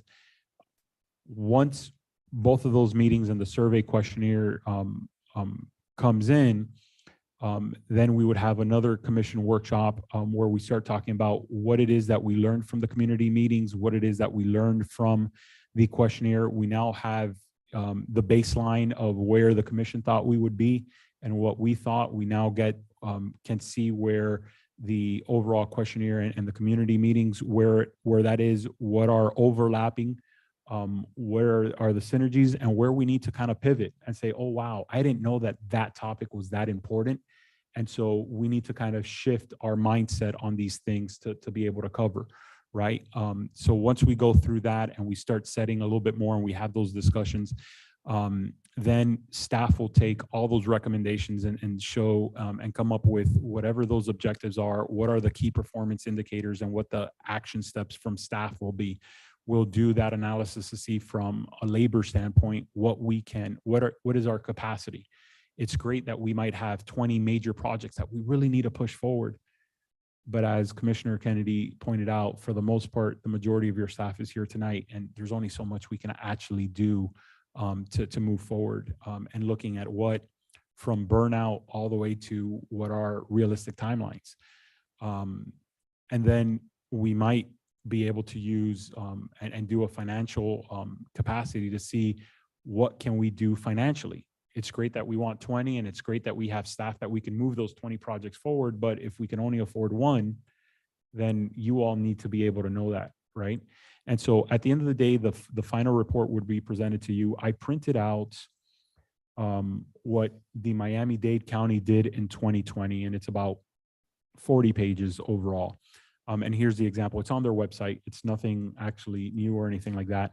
But it goes through, it talks about what the vision, mission, and guiding principles are. It talks about the process. It talks about what the goals are, how things are aligned, how we're looking to improve, and what priority those goals are for departments and things.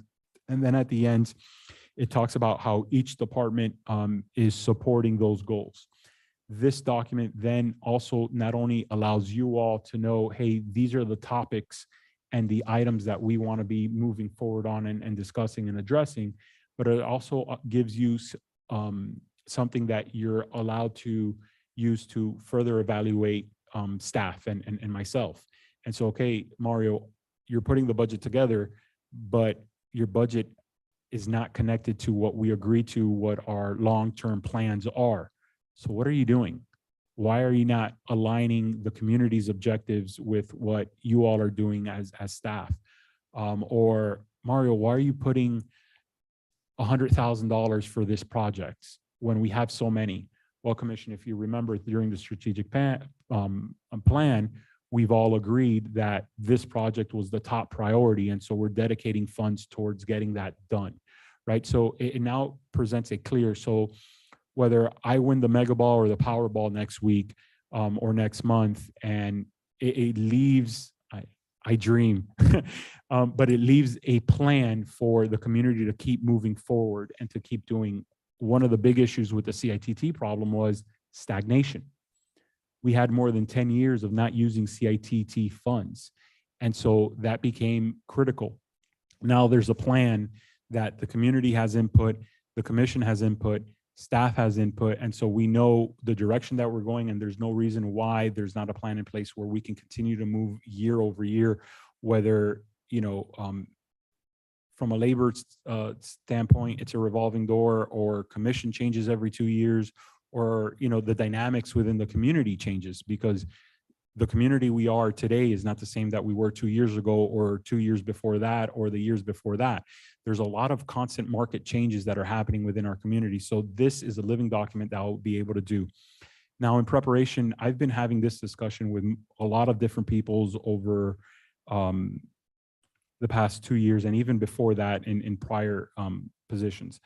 I've talked to other municipalities. I've reached out. I'm trying to get an idea before joining Biscayne Park, looking for what that cost would be for North Bay Village and as a special project.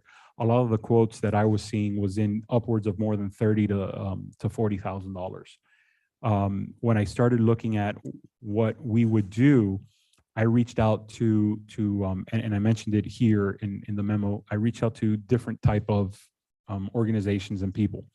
One, I reached out to FIU, and I tried to see, hey, they have an entire class. They were excited about the possibility, but I'm not willing to just say, hey, here's a whole class of undergrads to be able to walk us through this process who probably have never done it, don't have experience on it, and can't guarantee a certain quality of work. I would still love to maybe find a graduate student that might be part of the process, because I'm a big advocate of the professionalism in the industry to continue to develop leaders in this industry. I'm also a big advocate of managers in transitions, MITs. These are people who have retired, especially with the FRS. After X amount of years, you're sometimes forced to retire. So one of the people that I've reached out, his name is Alan Cohen. I've provided his resume for you to take a look. He was a mayor of a strong mayor form of government in New York. He was a city manager in Sunrise. He was the assistant county manager in Broward. He recently retired. So he's not working in any government aspect because FRS doesn't allow you for at least a year. I reached out to a large consulting firm that's nationwide. I reached out to someone recommended a small firm as well. All the quotes that I received are anywhere between $20,000 to $30,000 plus. And so I think it's doable. How can we do it? I would almost, if I had to wager, I think I can even get it done under 20, right? But there's some negotiation. Okay, Mario, even if we move forward, how do we pay for this? I'm just gonna take Commissioner Kennedy's project for traffic collection. I'm gonna use that money instead. And I'm using that simply because I was able to get CITT to approve the traffic data collection as an allowable expense. So we would be using that county funds for that. So we're not eliminating the project, but we're shifting that dollars from general fund. There is a fly that won't leave me alone. We're shifting that from general fund dollars over to CITT, which is county. It does not prevent the completion of our storm drain project. It does not prevent the phase 1B design or project to move forward. It does not prevent freebie. There is enough in there, and it's an allowable expense, which then means we have just about $18,000 within our budget that we can use towards this process. And I'm pretty confident that I can negotiate this down towards that. The differences in the quotes, obviously, larger consulting firms are going to have a lot more overhead. They might have to get somebody to come in from out of town, which also means paying for a hotel or any type of travel. Same with any other type of mid-size or small consulting firms. I really like the option of the manager in transition. He's also been the one who's shown the most interest, following up quite often. Has asked a ton of different questions, met with Paul and I for almost 3 hours trying to get an understanding of where Biscayne Park was years ago, where we are now. And so I think there's a lot of different options. Although I would advocate for the manager in transition, I would tell you that you really have a wealth of options in front of you as a board, and I can move forward in any direction you all want. But I think this is the right time to do this. Timing. Okay, Mario, if we say go ahead and negotiate this and do this, again, this is a professional service, so part of our code, this is exempt from competitive bidding. If you all give me the go ahead, I can negotiate that in whichever direction. You know, I'd rather see a consulting firm. I'd rather see the bigger firm, you know, see how we can manage. So there's a lot of options in front of you to be able to do that. We can also somewhat dictate a little bit of what kind of timeline this would all take.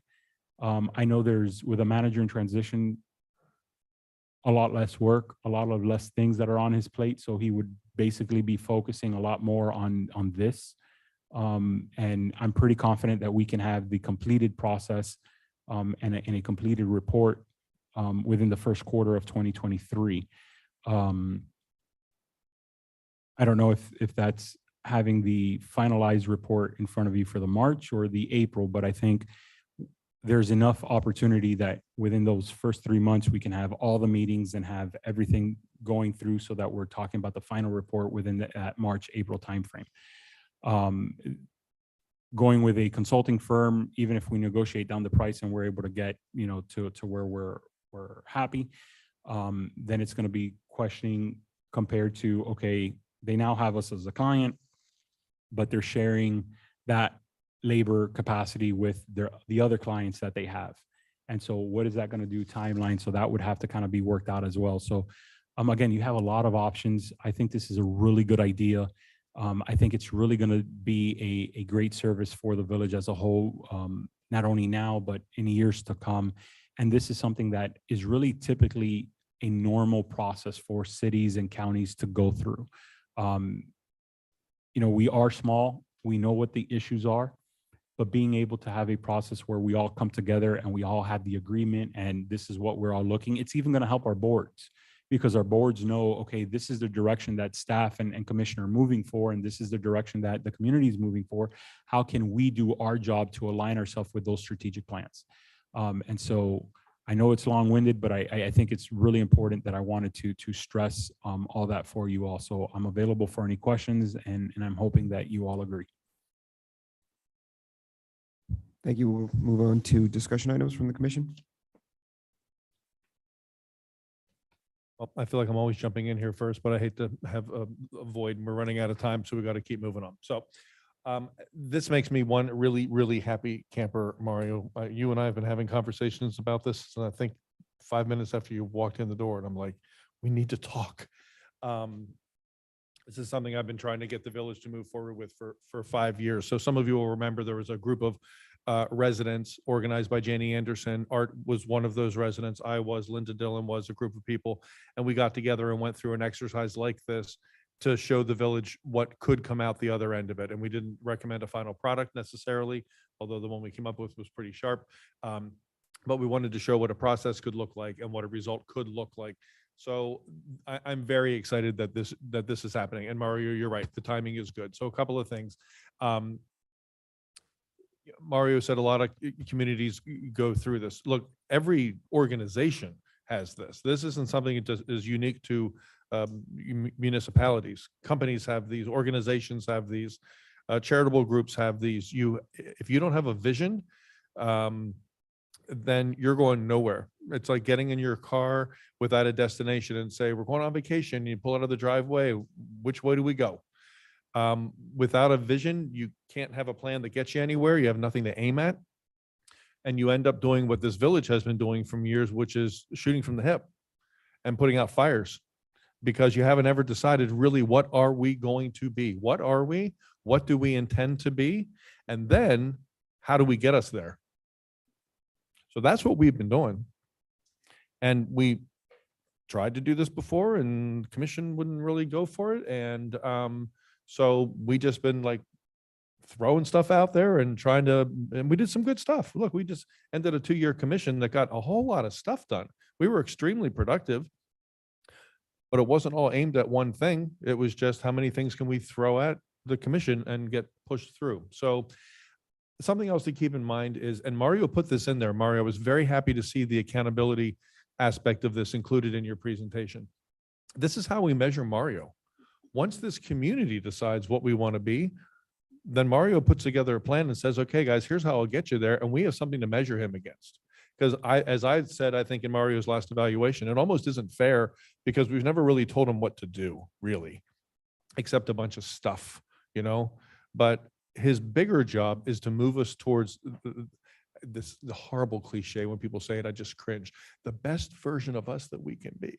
But really, it's true. We have to decide what it is we want to be, and then Mario gets us there. I'm very much in support of this, but I want to make sure that a couple of things are included.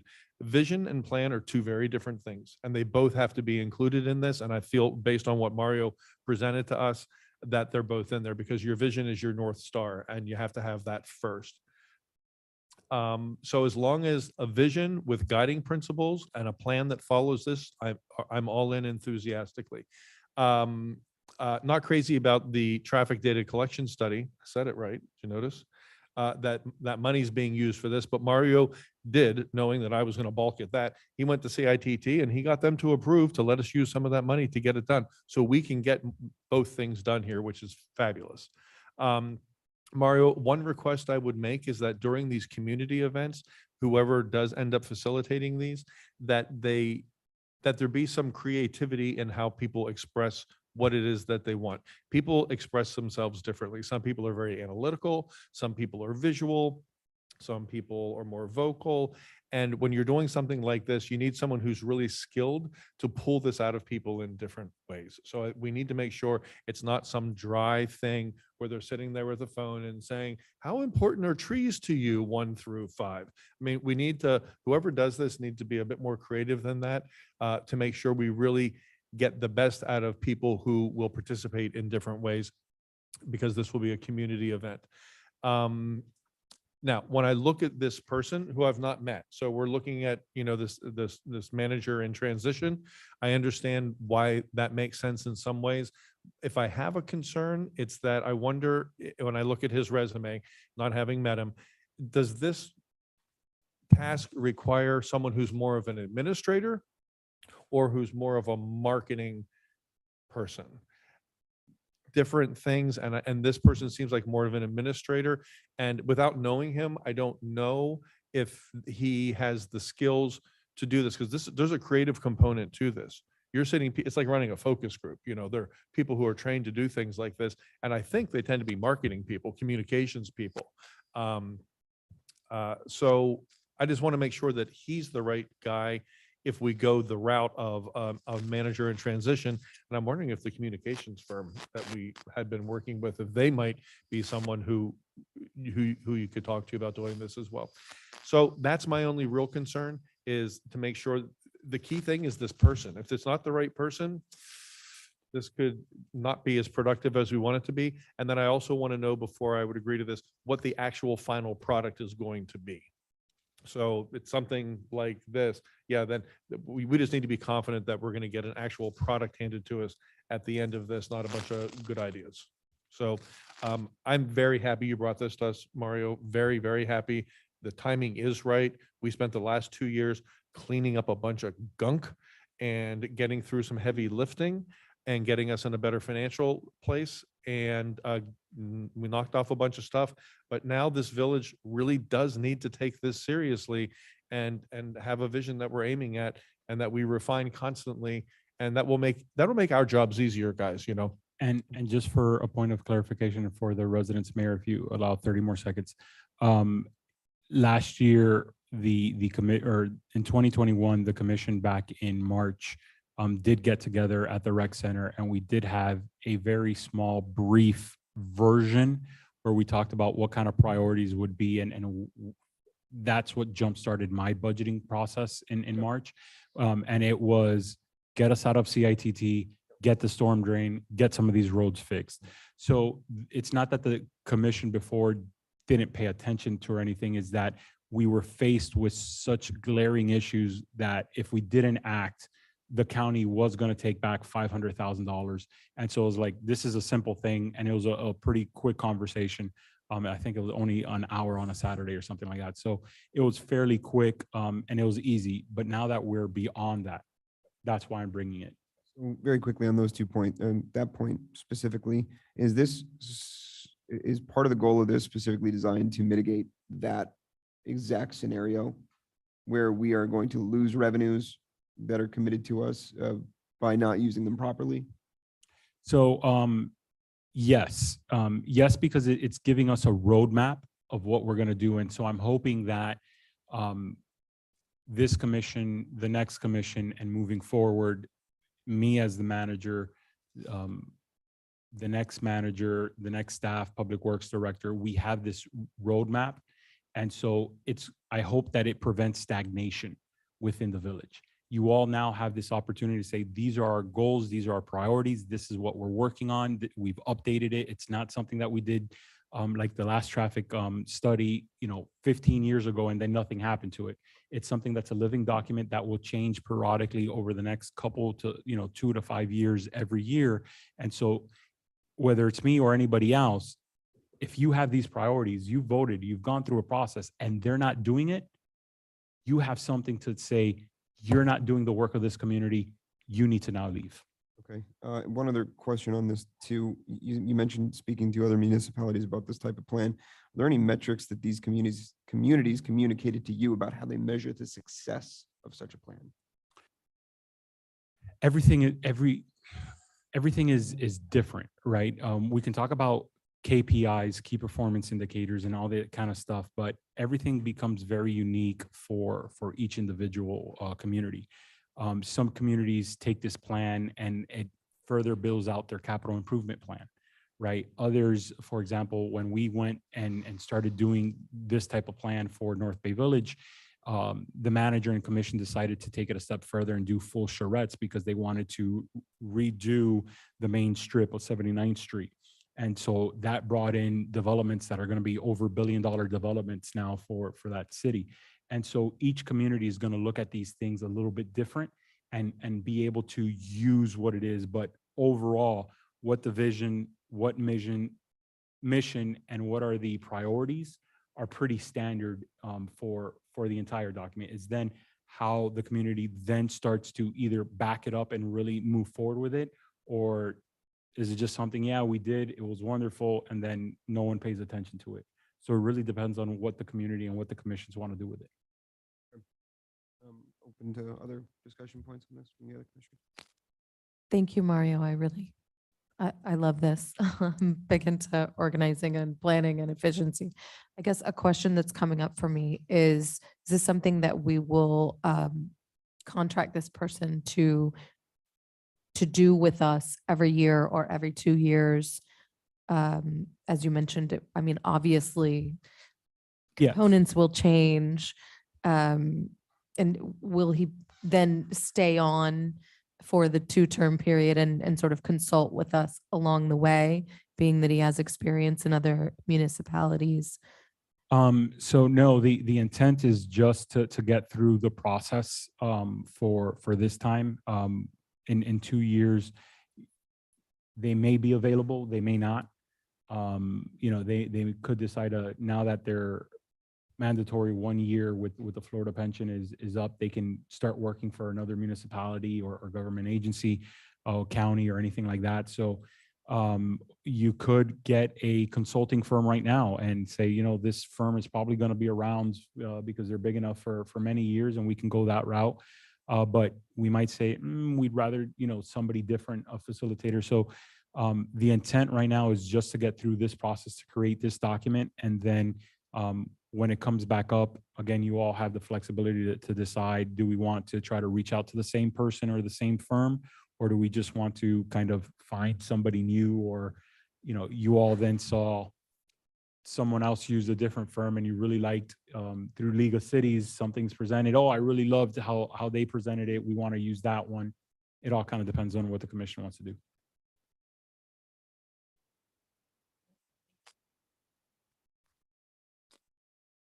Sorry, I was hoping to hold it with whatever minutes we have.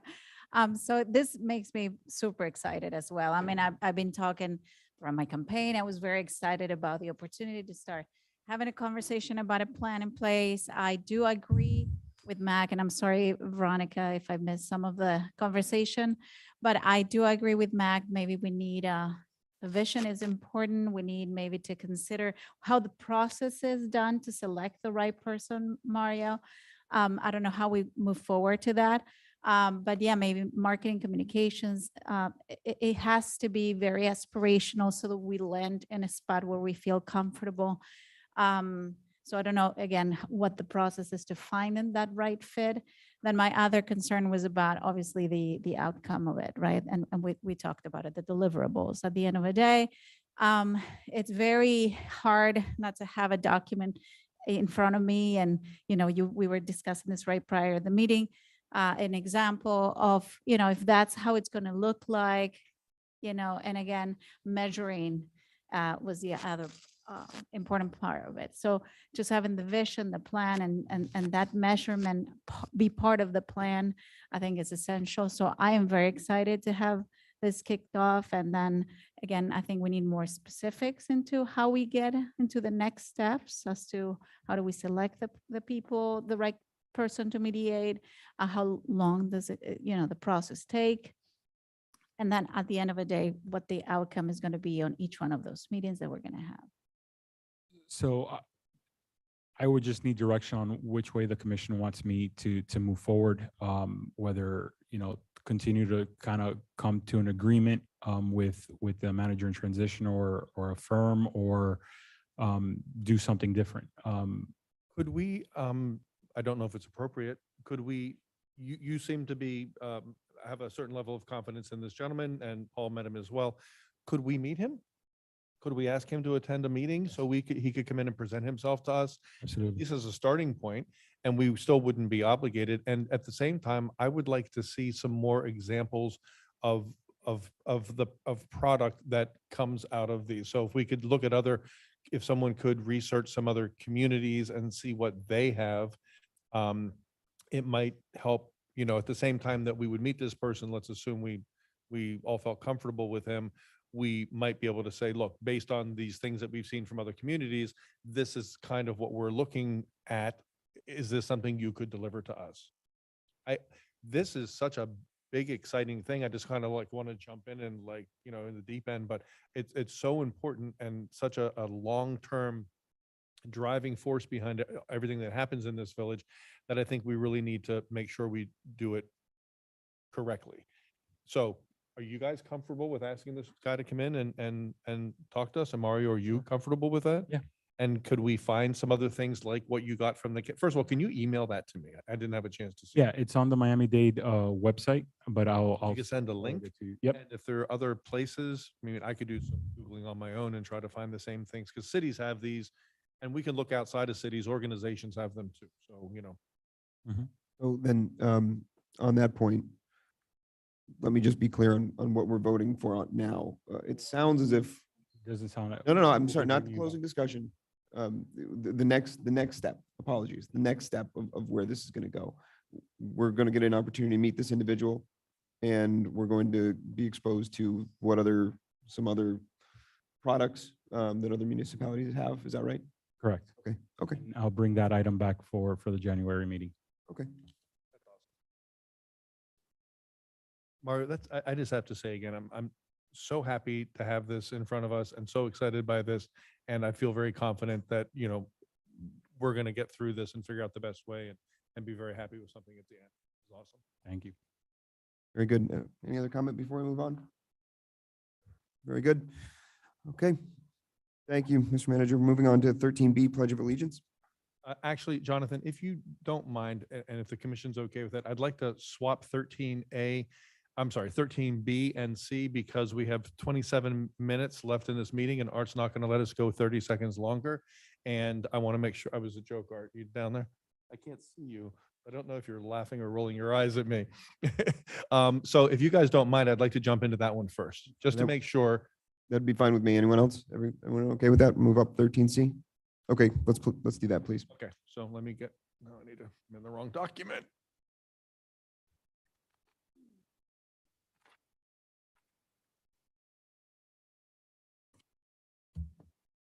Okay, so we've kind of talked about this a little bit already this evening, because we have some folks here from Miami Shores that came, and we all kind of had a little bit of a conversation at the beginning.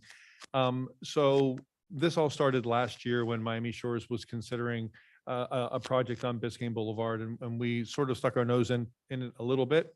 And one thing led to another over there, and it turns out they had some issues with their comp plan that they needed to address, their future land use map, and they got to work on that. And through that process, they were talking about some changes that would dramatically impact the density in Miami Shores. And just to remind everyone, Miami Shores is our neighbor directly to the south and partially to the west as well. So a large number of units could be built right outside of Biscayne Park. Now, I think some of us have attended some meetings. It sounds like Art did. It sounds like Veronica Amsler did. I don't know if anyone else did. I attended some as well. and I've been sort of, checking in from the outside. It's come to the point now where we're up against a deadline. It's not our deadline. Miami Shores will be voting on this, I think on December 14th is a date that they're now scheduled to vote on this. And if we want to insinuate ourselves into the conversation to whatever degree we're comfortable with, it's time for us to do that now, or we'll be late for the party. So I thought a lot about this and sort of how comfortable I was. We don't live in a bubble.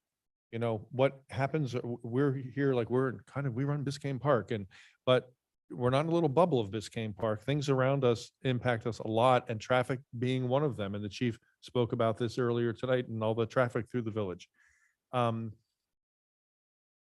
I'm not real comfortable telling them not to do what it is they want to do, but I would like to have you guys discuss, let's have a discussion about sending a message to them, a nice friendly message about, how they might take us into consideration when they're deciding what to do here with these changes. Now, to be clear, when they change their comp plan, the Florida statutes do provide for neighboring municipalities to get a copy of it and to also give formal opinion on it. So they're actually, and Valerie, do you want to, you'll explain that better than I can, but exactly what is that process? So just so you guys know, I'm asking us to do something consider doing something soft and gentle and neighborly, but there is a more formal aspect to this as well if we chose to. I'm sorry, Valerie, I should not have just thrown that at you like that. You don't know Yes, every. no, and I don't have the statute? statutory language in front of me, and I don't have it committed to memory either. Okay. I have it here. I have it right here. I'll pull it up. Hold on one second. So here's what it says. It does say that the reviewing agencies, that's not us. That would be like Department of Transportation, stuff like that. And any other local government or governmental agency, that would be us, may provide comments regarding the amendment or amendments to the local government. So we do have the ability to request a copy of this and to give formal opinion on it if we chose to do that. I'm not certain we need to do that, but I think we do need to say something to our friends over here in Miami Shores. And I know what I'm comfortable with. And because we're pressed for time here, not just this evening, but up against the December 14th deadline, I took the liberty of drafting a letter that we could send to the Miami Shores Council. And so I think maybe the first thing we should do is discuss how comfortable we are as a group saying something to them. And then once we decide how comfortable we are saying something, then we could decide what that something is, and we could look at the letter that I drafted. So I'm anxious to hear from you guys. So, if I may, so I mean, I made my position clear earlier today. I'm not going to rehash what I said. It is quite obvious to me that this is going to have zero impact on the decision that they will make. Now, it may help the opposition by knowing that a neighboring community is agreeing with your position, or not necessarily agreeing with your position, but recognizing that the impact that they have over there we will feel it. So I think it would help you all. Will this impact their decision? 100% zero. It will have zero effect, just like they're not listening to you, like I said it earlier. So so I think that this is good for you guys to say, hey, look, Biscayne Park is also on opposing this expansion and so in that sense, I think that this is, and I read the letter, Mac, and I think it's perfectly put. And like I said, it's not going to have any impact on their decision, but what we needed to say, everything that we needed to say as far as our community is concerned, I think is in this letter. So I'm good with this. I feel exactly the same, and we're good neighbors, right? And we made our opinions known regarding the gas station, and we live here and we are affected, and if we don't stand up and at least show some solidarity, I think it's the least we can do at this point. And I read the letter as well, and I thought it was perfect. Read the letter a few times myself. I'm in agreement with everyone here. I think that it's not unfriendly, and it's a gentle reminder that we are here and that we do have an opinion. And I think that it's appropriate. I tried very hard to make it not be confrontational in any way. No, and it is. Art, I was, okay, so I was gonna go there myself. It was a struggle. Man, I had to get out my thesaurus. I had to go into a Zen moment, But it have a is. couple it of is glasses of Zen. It is wine. Zen. Woo. No, it is, I've- Zen, and I think, just to echo, I think I totally agree with everyone in this table. Like Art said, I don't think we are going to have be able to change in any way. What's going to happen is going to happen. And I do believe you have, the people in place doing whatever they need to do to make sure your processes move forward. But from our standpoint, yes, we want to just reflect the fact that we're very aware of what's going on and that we're concerned about what consequences that could have with us. That's all. And then, wish them the best to have the process in place to make sure they arrive to the right decision is all we can, wish for. But yeah. Will it have a direct impact? I don't know. You guys have a bigger chance of having impact, and you guys are doing it for a different reason than we would be doing it. Let's be clear on that. We all have our motives, right? But I do think that sometimes I'm a bit of a Pollyanna sometimes about things like this. Even when you know that what you're going to do may not have a huge impact, sometimes it still needs to be said. It's kind of like the don't say gay thing that we voted on and we sent to all the people up in Tallahassee. We knew that wasn't going to change the vote, but it was the right thing to do. So we did it as a commission. So it sounds like you guys are going to support this. I don't think it needs a vote. The only thing I would ask is that if we're going to agree to do this, that we all sign the letter. And I would ask Jonathan to deliver it on our behalf to their commission meeting on December 14th, if you'd be willing to do that as our mayor and go to that meeting and present the letter to the commission. Pending my availability, I would be happy to. Okay, that would be great. So not to put you on the spot either, but I can't ask you things like that before the meeting. But I just think it would be a good thing if it were presented. So, okay, so do we need to vote on this or do we just say it's a done deal? I don't think so. I think that we're all kind of in agreement about All good? how we handle this. Okay, Shantae, I'll be happy to take the letter and drop it onto a piece of letterhead, add all of our names and titles, and bring it to you tomorrow so you can bring everyone in to sign it. Okay, done. Thank you guys very much. And guys, thank you for engaging with us and informing us. And I do read all your texts and the links you send me, and it's all very helpful. So thank you and good luck. You bet. You bet.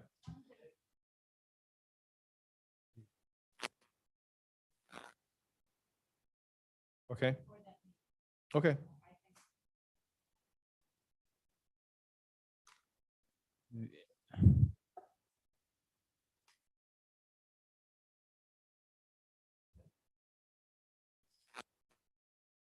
But also present it. We'll do the coordination, Mayor. Okay, we'll coordinate it. Okay, we'll coordinate it. Of course, certainly. Okay. So we resolved 13C. So move on to 13B. Yeah, hold on one second. I'm gonna make a note to myself or I'm gonna forget to do something. Mayor and Commissioner Kennedy, I know it's your item. We did receive an email and it slipped our mind and we didn't read it during public comment.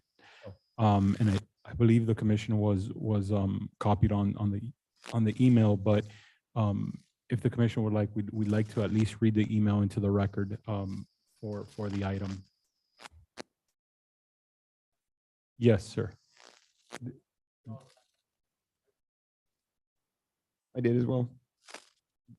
Same. So, okay. All right. No, not a problem. Okay. Oh, okay. For that resident, sorry, Mac, just for that resident, if they are listening, we all did receive it. We all did read it, so we did not pass it over. Okay. Okay, very good. Yes. Okay, very good. So this is regarding the Pledge of Allegiance. So at each regular commission meeting, we recite the Pledge of Allegiance immediately following the roll call. And it's before the meeting's called to order, after the meeting's called to order by the mayor or the presiding officer. Traditionally, the pledge for the past couple of years was led by one of our commissioners, former Commissioner Dan Samaria, who's here. He was our veteran up here on the dais. There are no village documents that provide for a formal protocol for conducting the Pledge of Allegiance, except it's required as one of the opening items in our meeting and agenda procedures that were passed unanimously on consent by the commission on February 2nd, 2021. So in other words, we have to do the pledge, but there's no formal way that we have agreed to do the pledge. So this is just a feel-good measure, guys.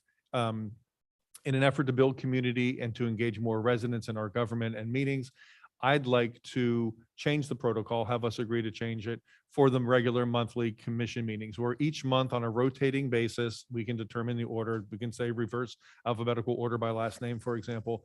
One commissioner would be responsible for inviting any resident of her or his choice to lead the commission in the Pledge of Allegiance from the public podium. The commissioner could, at her or his option, make a brief introduction of the resident first and why they chose that person. And they could also choose village staff or any elected official from federal, state, or county level from a neighboring community as a gesture to build government partnerships outside of our borders as well. Suggestions for residents could include ideas here, not limited to these things: current and former military members, police, firefighters, EMTs, long-term residents, new U.S. citizens, volunteers of note in the community, village staff members, particularly those marking employment milestones. We have Boy Scouts, Girl Scouts, Brownies, Cub Scouts. Certainly a commissioner may choose to lead the pledge her himself or ask another commissioner to do so. The choice would be solely left to the commissioner, who arranges for the attendance and lets the clerk know who it's going to be. For special meetings, variance hearings, and other non-regular commission and public meetings, the mayor or the presiding officer would determine who would lead the pledge. So this is just one of these things that is a great way to bring people, bring the community into meetings. I'm always looking for ways to get more people aware of what's going on in here, aware of who we are. I ran into someone on the street yesterday who said, "So who got elected?" So I was like, and she voted. So she didn't even know. So I'm always looking for ways to get people in this room, engage with the meetings, get new residents in here.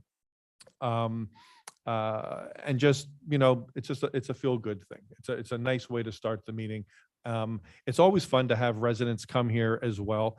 And I make it a point to meet new residents when they come. I met Ezra Deutsch here this evening, is this your first meeting, Ezra? First meeting? And I saw a strange face walk in the room, not strange face, but a person I hadn't seen before. So I walked over and introduced myself. So it's nice to get people, to have people show up at our meetings. Ezra, had I known, I would have asked you to lead the Pledge of Allegiance for us.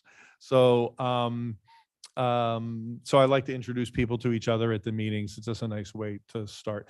To be clear, someone did send us an email saying that this would cost the village time and money because we pay the attorneys by the hour. That is incorrect. We do not pay the attorneys by the hour. We pay them a flat fee. So we will not have to pay extra to have the attorneys listen to a Boy Scout from the community lead us in the Pledge of Allegiance, which I think might add an extra 30 minutes.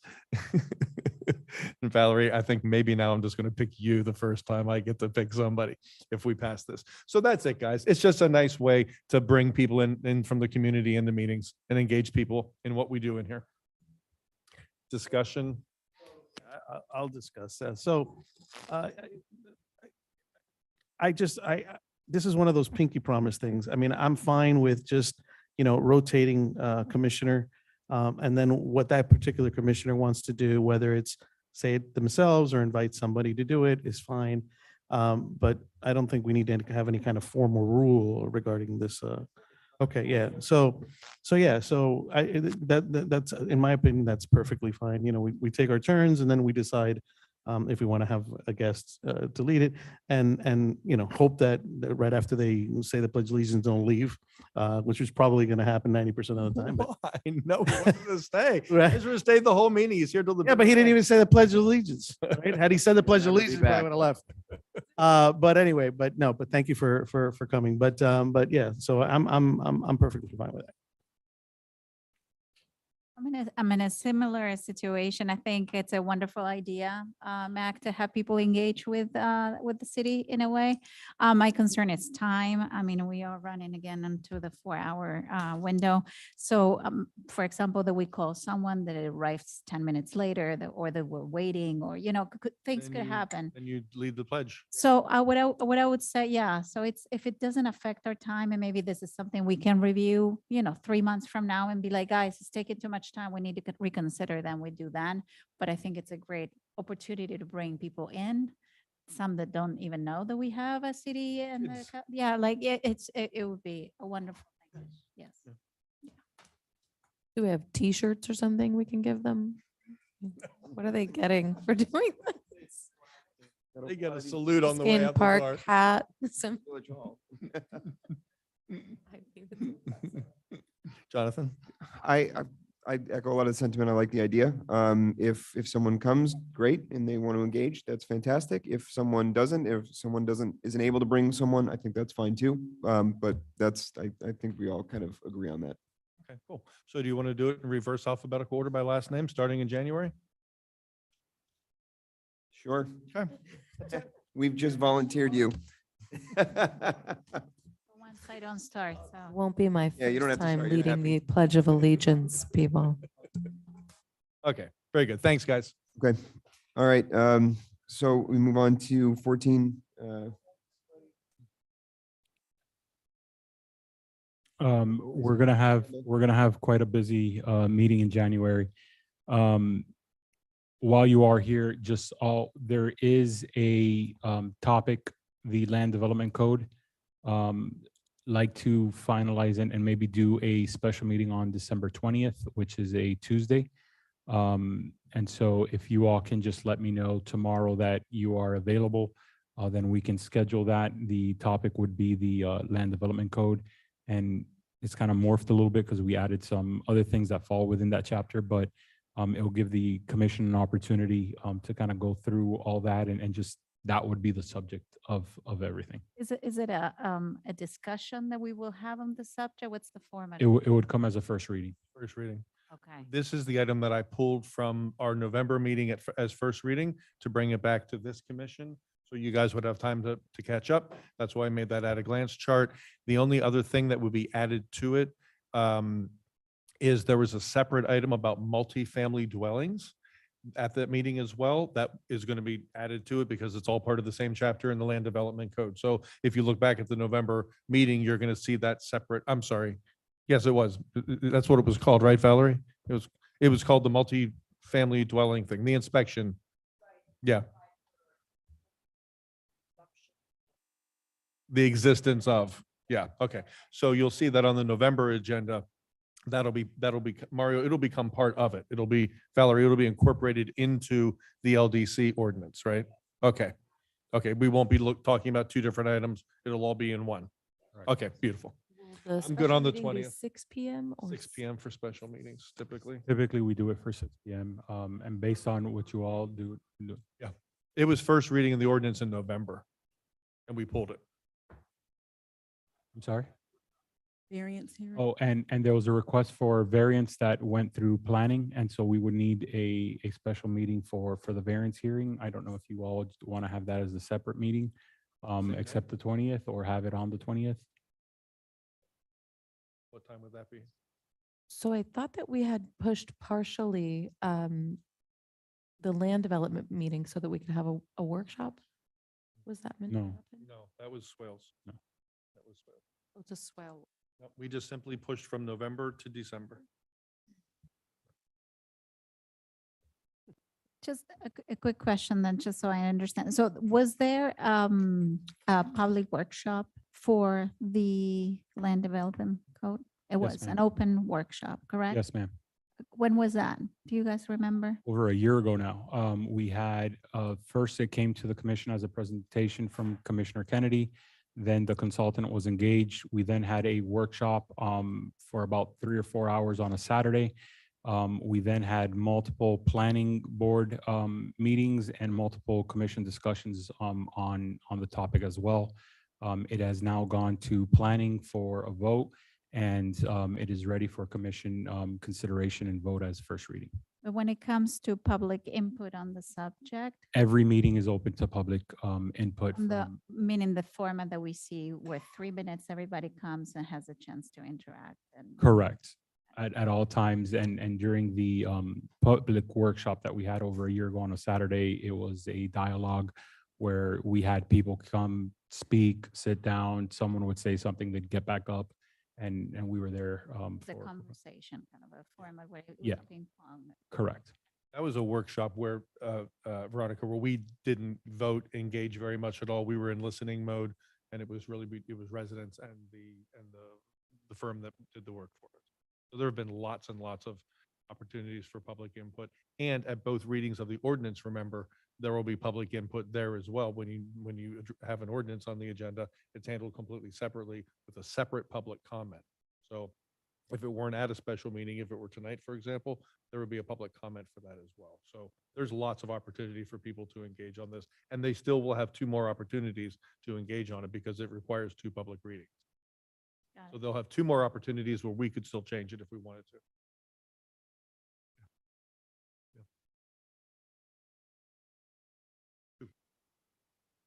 Could I just ask a follow-up question? As a result of any of those workshops, were any revisions made that we could specifically Ton. point back to say, hey, we took your input and Yeah. these are the shifts that we made? Okay. cool. Yes, That's what I'm looking to. yes, to answer. absolutely. And actually, Crafted at the end, right, and the majority of the changes are not actual changes. What they are is moving, for example, the zoning map. That zoning map is existing map in our code, has been as part of our code for, I want to say over 10 years. All we're doing is moving it from chapter 18 to chapter 10. We're not changing that map at all. And so a lot of that is just moving things from one chapter from here over here, because from an organizational standpoint, it makes more sense. And that's why I did the at a glance, because when you look at that ordinance, when anyone looks at that ordinance, us, the resident, there are so many what appear to be changes in that. It looks like more of it was changed than wasn't changed, but a lot of it were things being moved to other places where they really should live. And that's why I did the at a glance chart, so people can see very clearly, this is what was changed, this is what was added, this is what was deleted, this is, and then they're at the bottom, these are things that were discussed that weren't included. So there were other things that were discussed that didn't make the final cut. So I put it in 4 categories, so it's very clear to everybody exactly how we got from the very first conversation to the ordinance that's in front of us. Got it. I just brought it up because I know there is at least some residents that reach out with the concern that they haven't had enough time to go through a process of vetting it and being part of the process. And for what you're saying, there has been a process in place. I was just wondering sort of how has that been incorporated into what it is today? But yeah. I mean, there's an actual legal part of this process that we have to follow. And publicly noticed meetings and Yes, readings, correct. and again, people will have a chance to speak. So the public is not done commenting on this. They're not done. We have 2 readings. Sometimes we've passed ordinances that required 3 readings, where we made substantial enough changes that either we decided we wanted another reading, or the attorneys told us we had to have another reading because we changed something so substantial that it required even the title of the thing to change, which requires another ordinance reading. So every step along the way, when it comes down to writing an ordinance, public's involved right from the very beginning, and they have ample opportunity. And I'm going to say this, I have personally made it my mission to make sure everybody who cares to know about this knows about it. I have inundated Nextdoor. I have done multiple email blasts to this community, attaching copies of things and this at a glance. So really, I'm going to say in the 3 years that I've been a commissioner, this has been more visible from the very beginning than anything we've worked on. Truly. And I want it to be now. And I'm doing another email blast before this special meeting to let people know, here it comes. Here it comes, people. Time to engage if you haven't already. So I make a motion to adjourn. I'll second that. Listen, have and to vote. before everybody All in leaves, I favor? just wanted to say, Ed, this is Ed's last meeting here. And he's retiring apparently. He didn't send me the memo, but I just wanted No, to he- say thank you honestly for all your hard work and everything you've done for this village. Thank you, Ed. Much appreciated, my friend. And enjoy your retirement. Thank you, Ed. Congratulations on your retirement.